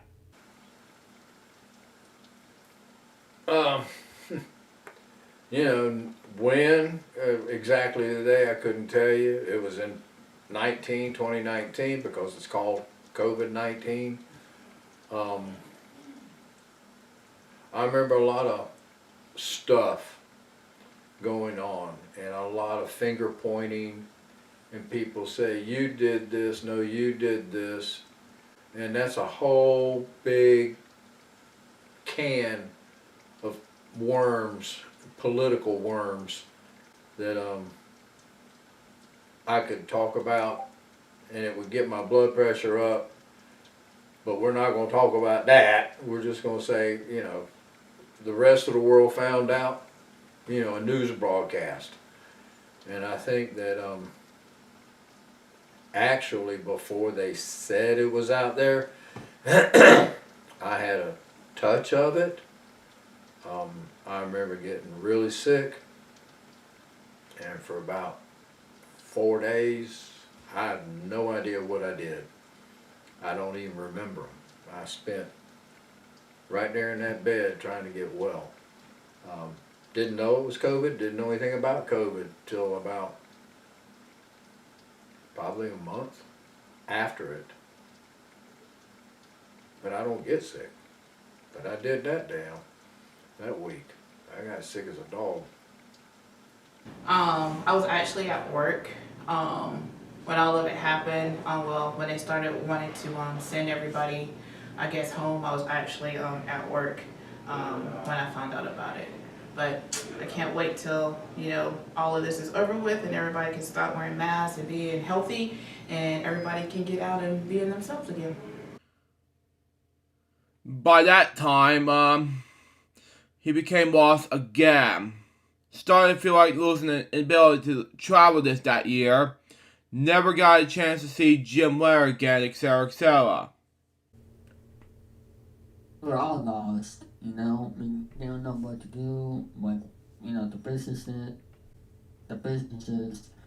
were closed. Everything was closed, and we were just all lost. We didn't know what to do. We didn't know when we could, you know, see each other again in person, and as for our friends and family, we were all lost and didn't know what to do. But we were saying just let doctors and nurses figure this out.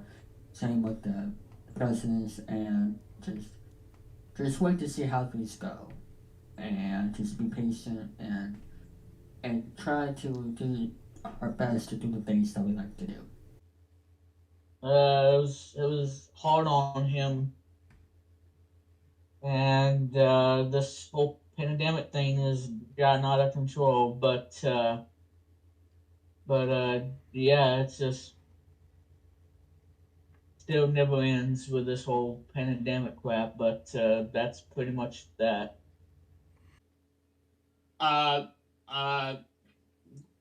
Just like sad and everything.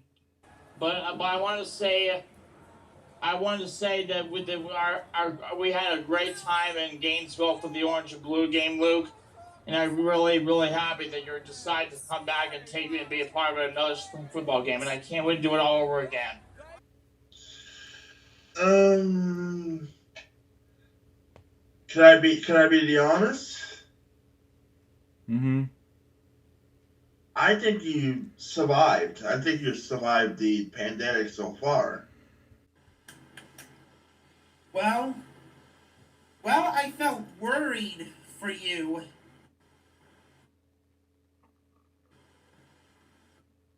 On that difficult time during the pandemic. Well, I was very scared. I'm very scared when I can't find Luke. Well, a lot of people have. It's been bad on everybody.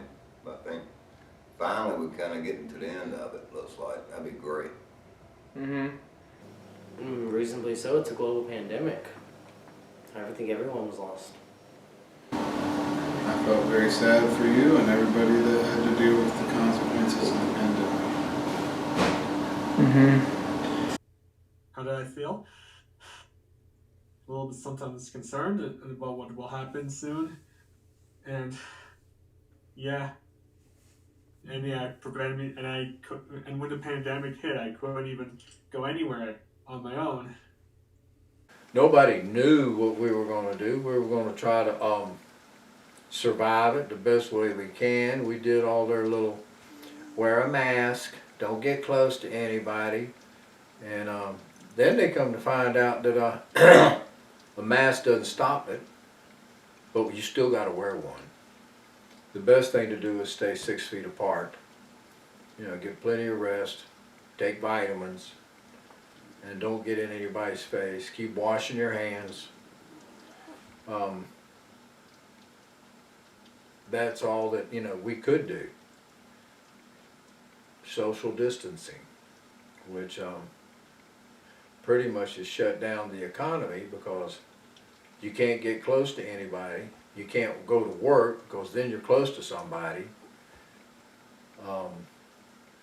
The wearing the mask thing, like I said, that didn't really work. They've had people that have been vaccinated and wear masks, 2 masks, and they still come down with COVID.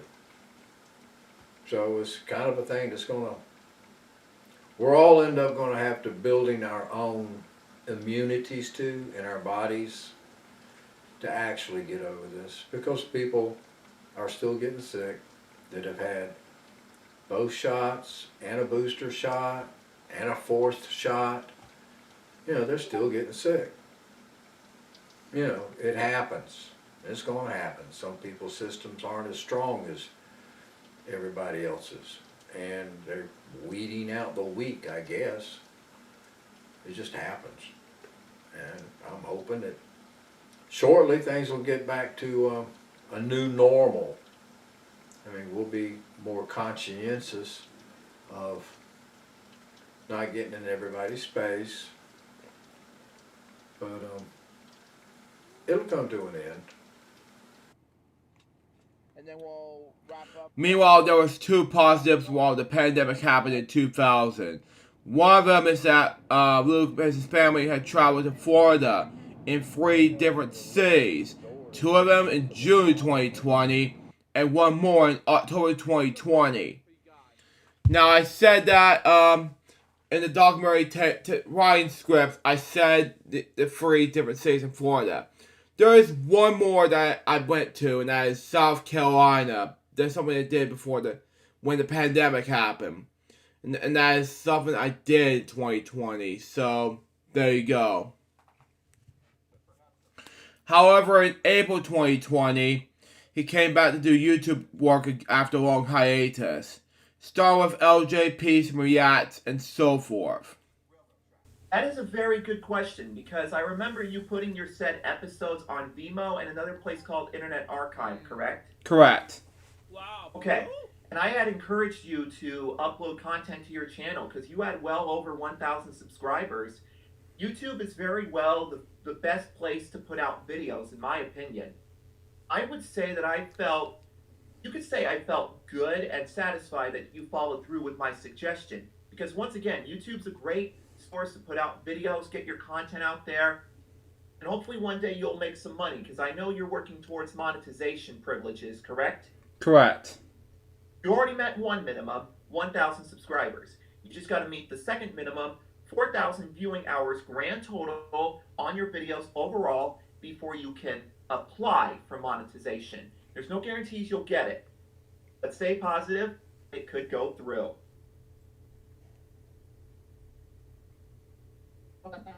LJPCBM reacts. I think it's a good thing for your channel. You know, you get to react to all videos and give your opinions on it. And one of my favorite episodes was the I think it was 500 600 where we did that party, you know, after party, and also with the cameos that we did, and similar to Barney cameo. And that's actually one of my favorite episodes, to be honest. And just see how if it is success on there, it's very good. I gotta look into that as well, because I think it's possibly when I've done my own reacts version on my vlog channel. I usually come here on Sundays to. Then in November 2020, Marshall Brown asked Luke to be part of the Appalachian 94 family. Well, I would say though, and you know that YouTube channel, what Slade told me was not, but to have that channel and that things just to help, you know, for both me and Marshall, just to see that come back, it's very good. And Application 94 is a good channel, you know, for it to have as game shows, and of course Marshall is doing other stuff, and working together with him was very nice, and just to see that hopefully to have another channel to LJPCBM. LJPCBM. LJPCBM/Kwelp. It's very good. Yeah. Yes. I got a chat to the company. It's very exciting. I was glad that y'all were back to working together. Well, I was very excited. And there again, you stay in contact with them, and even though your interests are completely different, you still stay in contact with them, and he allowed you to keep that going. I wasn't aware of that. Marshall Bourne, yeah, I think. Marshall Brown, yeah.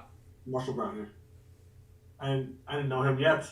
I didn't know him enough, to be honest.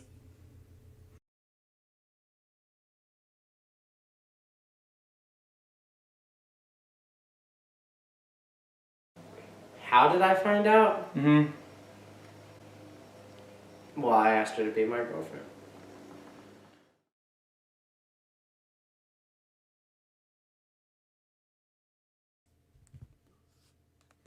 On March 2021, Morgan left the house to move in his own apartment. Well, at first I was very sad because I like for my children to be under my roof. But after seeing him be so excited to move into his own place and get all of his own stuff, I was very, very happy. Oh, I think that's great, yeah. I'm glad to see him getting out on his own. He's doing a great job working and taking care of business. And got a nice place. I love his new place. So proud of him, proud of both of y'all. Well, I think that was Mo's been working hard for a long time.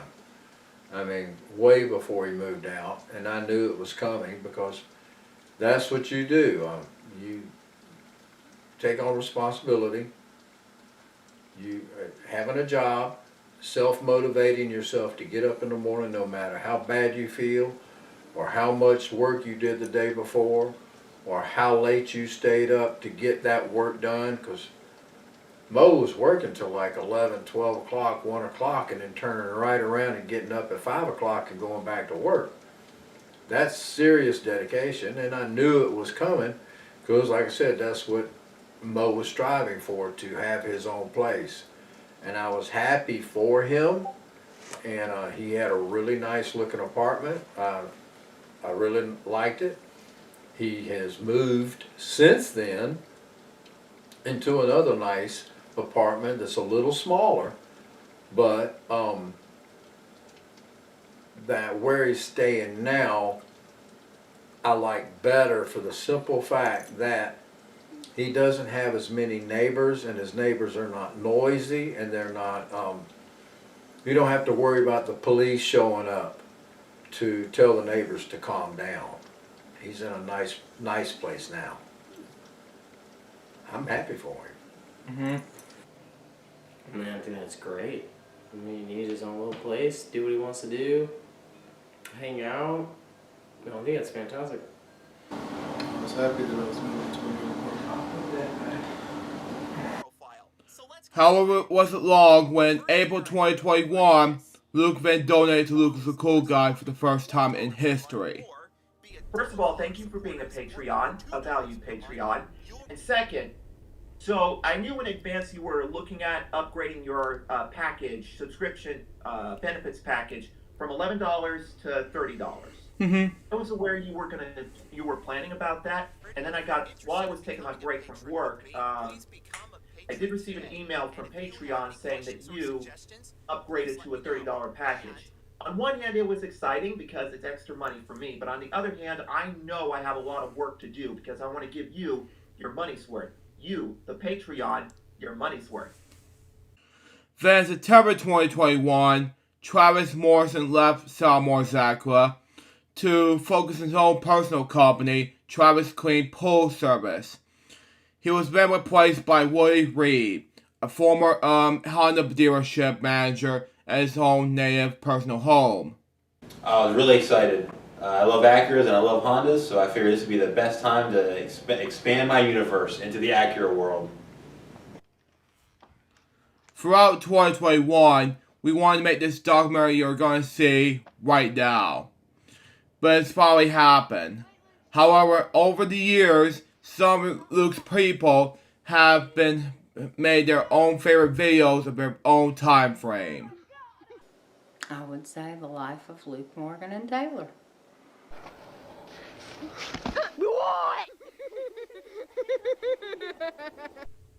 That would definitely have to be when your anniversary episode, when you requested that I make a clip for it. I remember sitting in the basement on my Xbox waiting to watch the premiere. I watched the countdown and I watched your premiere all the way through. And my second favorite would have to be when you reacted to my Playdate video after the flight we played. It's one of the many videos I am proud of making.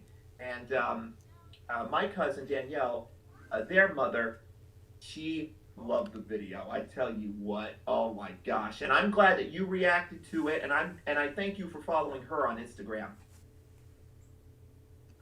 I gotta say,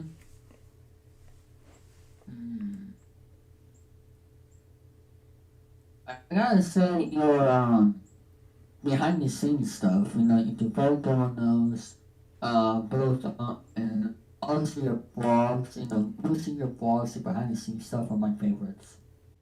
Oh boy. Now that is a toughie, but well, I think the one I kind of enjoyed. Oh boy, this is a tough one, but probably the Jeff critic. Especially with the whole cool cat and the whole Sid the Science Kid thing, and yeah, we'll get into to dangerous territories. But I'm gonna just say the Jeff critic. But I said, you know, FWL is a flagship show, obviously, you know, but I would have to pick the Jeff critic. Well, if I had to pick one, it'll have to be Fridays the 13th 295 because I've been the host, I've been the co-host of it. Well, my favorite has to be Fridays with Luke J 62895. Well, I really don't have one. I kind of like all of them, so I can't really pick one that I really, really like, so.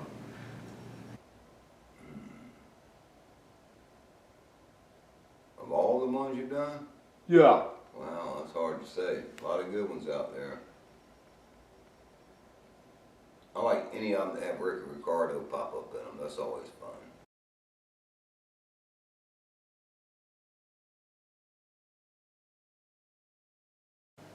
It's that one where you filmed me falling off because it was so funny.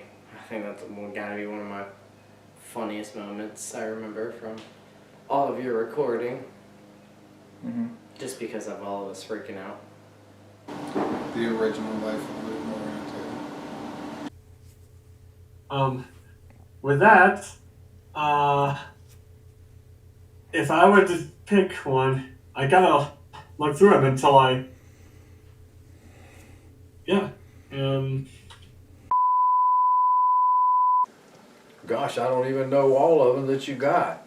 I thought the one that you did the night that the, Morgan got hurt, when you come in and I was talking about my big round belly, and then I think somebody's hurt, us jumping up and running outside. I think that was, I liked that one. You know, I've seen a couple of the other ones, but I don't remember the names of them. But I've enjoyed all of them. Some of them are crazy as hell. They just, the little excerpts you've put in there, like people just screaming, just, you know, crazy, you know, the crazy bunch. I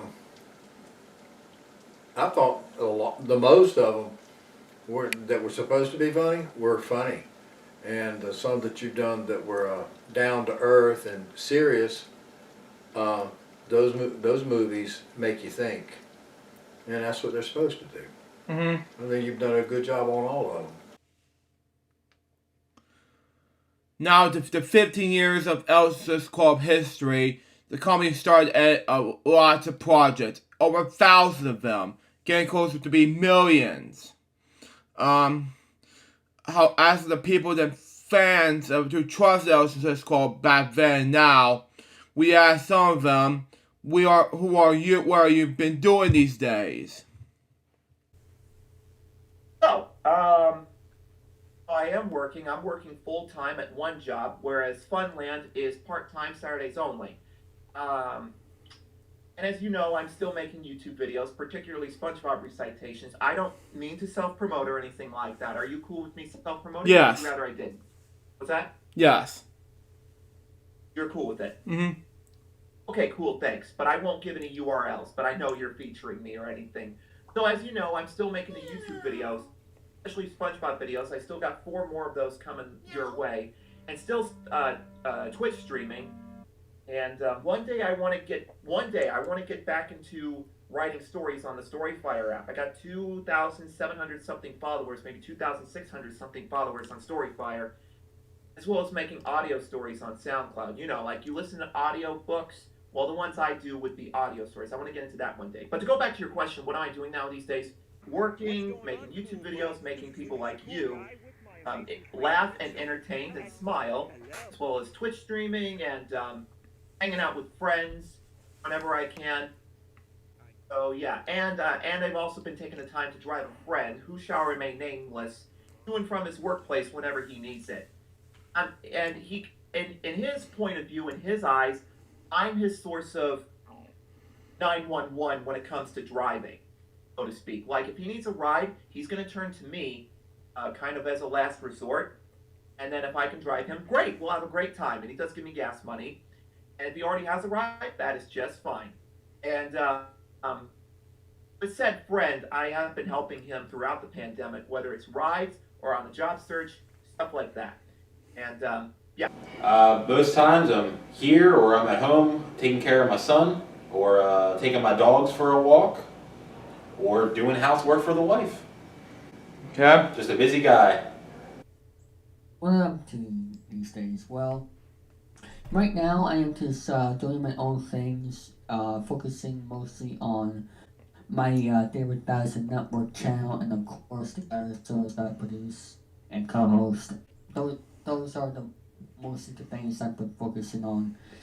Same with watch game shows, if it's on Buzzer or TSN. I barely watch that channel anymore, but from time to time I sometimes do, and but mostly Buzzer and other streaming platforms, and of course on YouTube.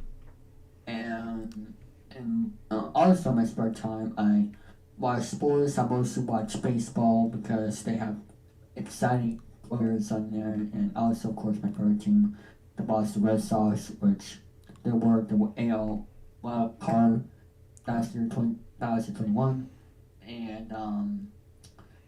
and also traveling. So my other thing I like to do, and but only when I do travel, and mostly other than that, I just film my own shows, and I watch sports, mostly baseball, sometimes football, and maybe hockey, and that's what I'm up to these days. Well, still working at Wheel One, and rightfully so. I'm the president right now, and soon to be CEO in the near future, whenever that I get the opportunity. And looking forward to head into the year and our 20th anniversary of Wheel One, which is in 2023. And I get to do something really special, talk about everything there is about Wheel One. And I'm going to be talking about it in this new special. But yeah, that's what I'm doing right now with Wheel One and everything. You know, I've been busy with work, been walking around the complex like I'm doing right now, and plus I'm going to Atlanta in July, so I'm looking forward towards that. Because I'm actually going to go to Atlanta after we finish up our 8th season of FWL. Well, I always usually go out to on a nice day, of course. Well, I was up to doing other content on my YouTube channel, like for example my 3-in-1 video for today, where it was explaining about video production being postponed due to my computer being out of action because of issues with Windows Media Player having a server execution error, and I had to order an external hard drive from Amazon because of that major issue. Well, I'm still working hard and still cleaning house and spending time with Dad Butt and you and Morgan and Taylor and my friends at work and my friends outside of work. Working every day. What am I up to? Mm-hmm. Just restoring furniture and doing some house remodeling and otherwise being retired. Just working and sleeping, man. Just changed a new job. My cat, he's really good at coming back to me. And I let him outside. I got a new kitten. And I let him out the back door. His name is Monster, back home to me. Because he's made me. And he has a blue collar with a bow tie on it. Just so people don't take him and think that he's some stray man out there. And I just let him out. And I call him like a dog. And he just comes running back like a dog. It's so cute. And he and my actual dog play. It's very adorable. Since I spend most of my days playing video games, I stream, work, take care of the animals, and cook. Working my ass off, looking for retirement, maybe some warmer weather so I can go do some damn fishing. That's about it. Making sure Mama's happy, making sure you're happy, keeping a roof over our heads and some heat going on so we're not freezing our butts off. You know, it's just a thing that I do day to day to day to day. Mm-hmm. Work, come home, cook dinner, chill out, go to sleep, snore. Get up, go to work, come home, cook dinner, go to sleep, snore. It's the same thing over and over and over. It's all good. Mm-hmm. Lately, actually just working, trying to stay healthy, with this pandemic. So that's just pretty much it. Just working and trying to take care of myself and my family, making sure that we beat this COVID. What I'm up to these days, just doing some Zoom, working out in the mornings, and I'm always an early bird and just usually get up around 3 in the morning. I believe it all starts with this gentleman right here to my left. And as for Marshall Brown, on the other hand, it wasn't long when months that followed, he was currently the lead singer in the new rock band called Wicked Stone, formerly known as Phaeton, and the band will release an EP and its development date. That's very exciting news for him. Hopefully, he can have a great career. Well, I would feel kinda, I don't know, happy. Well, you know that I love metal and I love rock, so anything new is always good for me to hear. That'd be very good for him.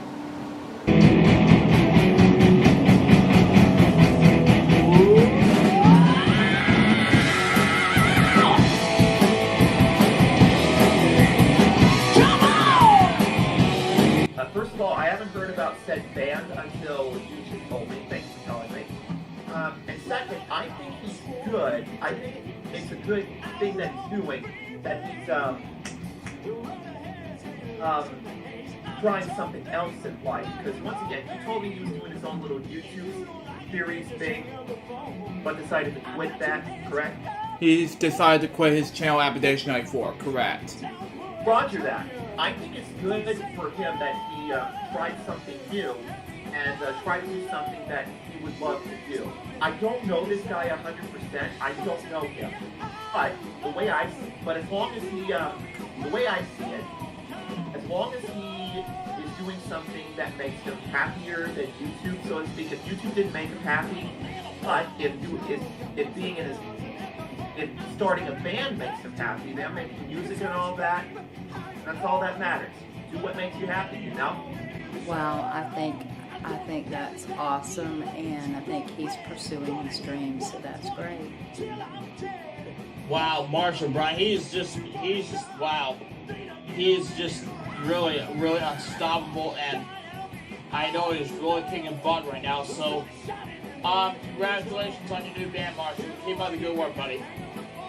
I think it's awesome. You know, keep doing what you're doing. Continue to keep that music legacy happen.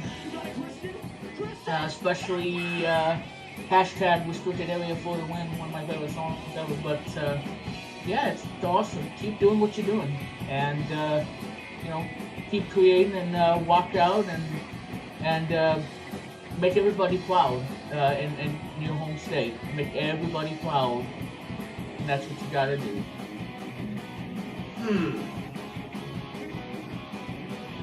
If I ever see this, if I ever see it, I will definitely enjoy it. If I see it, I will enjoy it. From Brandon, he can make it big because he's actually in a band. I'm not kind of familiar with the music. I've probably heard like maybe one or two songs, but I think that I'd be okay with that if they decide to get their own band. That'd be cool. I haven't heard any of their work. I've heard some earlier Marshall Brown on a guitar and some singing, but I haven't heard any of this new group music. And until I do that, I can't really form an opinion. You changed the name of his band? Yeah. Oh, okay, that's good. A lot of bands change names, yeah, like companies. They'll start out as one thing and change to something else. That's cool. So to celebrate this anniversary of the company, as we released this documentary, what is the one word to describe LJPCBM? Exciting.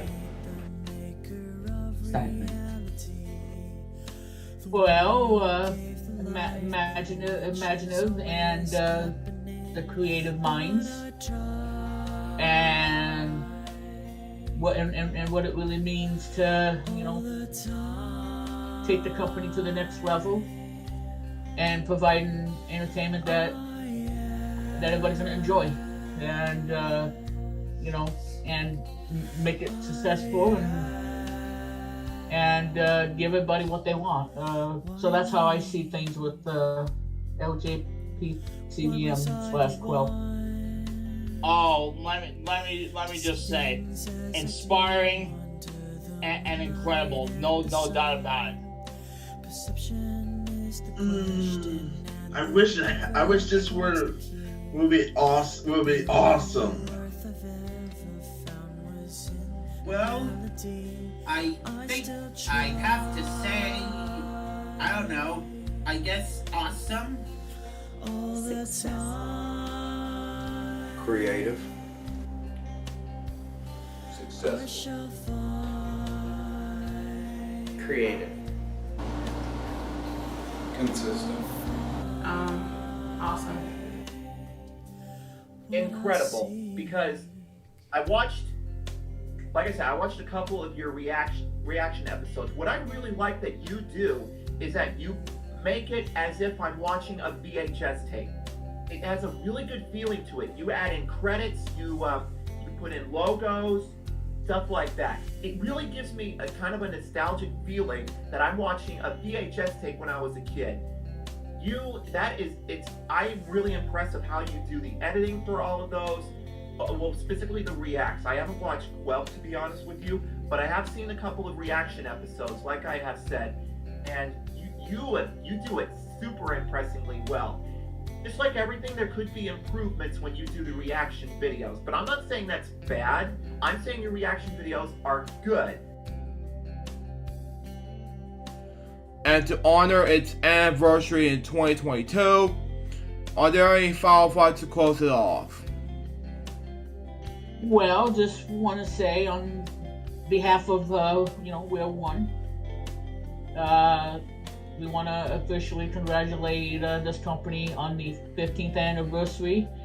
You know, you had a long ways to go to reach this milestone, just like me at We're One when we celebrated 15 years back in 2018, and we dominated that year, and I will never forget it in my lifetime.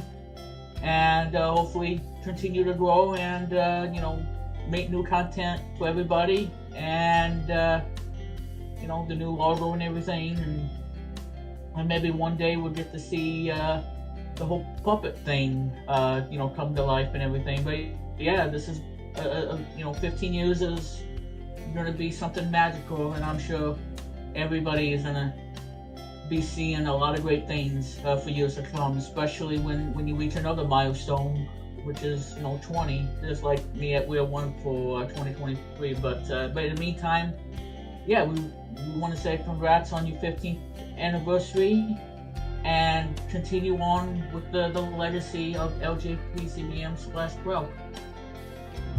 Well, any final thoughts? I just want to say, let's go for another 15 years, and let's make it the best 15 additional years we could hope for. Let's make it a 30, guys. Let's make it a 30. As a final note, I would like to say, Luke, just keep doing what you're doing. Keep on making the videos and live streams, and I especially like the fact that you are super consistent. In other words, you upload a whole bunch of videos almost every day. Well, you upload a whole bunch, and then you set them to premiere on certain days, like Wednesdays. I know you do that. The reactions, your lunch times, and all that. You are super consistent. You deserve more attention than what you're getting today. Because the way I see it, you have like 1,000 subscribers, but only a small, tiny amount watches your videos. You deserve more than what you're getting today. And you also very well deserve monetization too, monetization privileges. Make money off your videos. And as long as you keep working hard, at the 4,000 hour minimum, you could get there one day. Again, there's no guarantees you'll get monetization. Chances are good. Chances are good. One tip I would have for you, if you're going for monetization, go for it, but be careful when it comes to using other content, other copyrighted content, because if you continue to do that and you apply for monetization, they will reject you. I've seen stuff like that on Twitter. But on the other hand, just keep doing what you're doing. You'll get there one day. They'll get big. Because really, there will come a day where big YouTubers, bigger than us, rather, are going to leave YouTube. And then the next chapter is going to be us small creators. And then we're going to be taking over as big YouTubers. Because not everyone's journey on YouTube is not forever. But it is something fun to do and to make an impact on people you don't even know. No, just happy and blessed to meet you and hang out with you here and work with you, and we have a good time. Well, don't forget to check out my YouTube channel, 0,000 Network, 0,000 Hangouts Weekly, and on other games such as Spec per Million, Press the Password, and many other videos, vlog videos, gameplay videos like iMovie So 21, and also of course with games as well, Wednesdays, and just more vlog videos coming in. Oh, and also you can follow me on Twitch as well at DevinGamer1000, and which I stream there every week, doing some gaming streams, rowdy streams, and maybe even some intro streams. And of course I also do David Stand, which is a show I do where I do segments and I do many other stuff. So and also you can check out my Etsy store as well. Of course if I get nice with behind the scenes content and so there, and also tolerance and games of games. So that's all about me, and don't forget to follow me on social media, YouTube, Twitch, and many others for more content. Yeah. just one. My final thoughts are, interview, let me tell you, the interview was an awesome one, to be honest.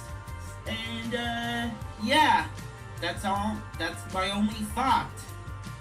Well, congratulations to you, Luke, on 15 years of your your videoing, and I'm very proud of you for everything that you've accomplished, and looking forward to the next 15 years of your filmmaking, and I love you. No, thank you for doing the interview. I appreciate it. Make me feel like I'm somebody that's important. Ooh. I'm not important. I'm just a guy here trying to make life easier. Hoping I'm being a pretty good dad. That's all. Nothing. Just again, I'm proud of you and everything you're doing. You're doing great. Your brother's doing great, and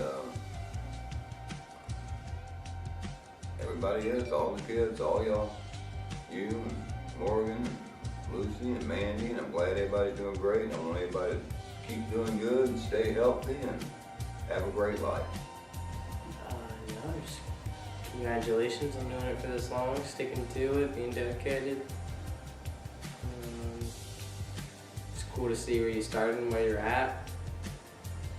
And keep doing what you're doing. Keep pushing on. Don't stop. Take it. I just want to say congratulations on all your hard work. And please keep up the good work, buddy. It's always good to see you chasing your dream. So, yeah, I'm really glad to be a part of the Crazy Bunch and LJPCBM and Kwelp since for about over a year. Since on the same year I joined the server. And I want you guys to subscribe to him and to me and to all the people a part of the bunch. That I am very, I guess, proud of you with your YouTube channels and everything, and your interviews. You do a great job. And like I said, I'm very happy that you came aboard here to Southern Motors. And I hope that you continue working with us and continue with your videos. And I appreciate you.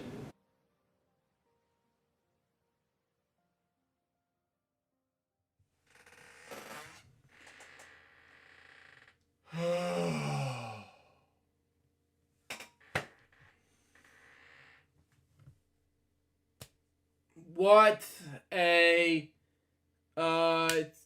given 4 or 5 months of making this documentary. It's been a whole year of making a documentary. I don't know what to begin with. Today marks the anniversary eve of LJPCBM, and it's already 10:36 p.m. where I'm taping this from. And oh my god, I'm ready to get ready to go to bed right now. And believe me, I'm starting to like mixing music, and I'm ready to go to bed and wrap things up. So yeah, I just feel like saying this is gonna get big enough to finish up this documentary and all. So yeah, it's gonna be a huge documentary, and looking forward to you guys to watch that documentary. So yeah, and that will up to this 15th anniversary of LJPCBM. Hope you enjoy it. Stay tuned for the next one. Fortunately, I have to make an announcement for that. Okay. After 15 years of hard work of making documentaries, making huge 15 years anniversary documentaries, I had to put the documentary anniversary documentaries into the 5-year timings, because if you saw my past documentary videos, you have seen that 5 times, just 1, 2, 3, 4, 5, all that good stuff. But after 15 years, oh boy, we're gonna end it all. But we're gonna multiply it by 5, and that is 5, 10, 15, 20, 25, 30, and all that good stuff. So that's gonna do it for this documentary. So I hope you enjoyed this documentary. Stay tuned for the next one, which will be celebrating its 20 years. So yeah, just want to let you know about that. Till next time, this is Joseph Bye. Peace out, baby. We're going to do more something for the past 5 more years for this Kwelp, and let's make it 15 more years about this Kwelp, everybody. Till then, the Jefferson out. See ya.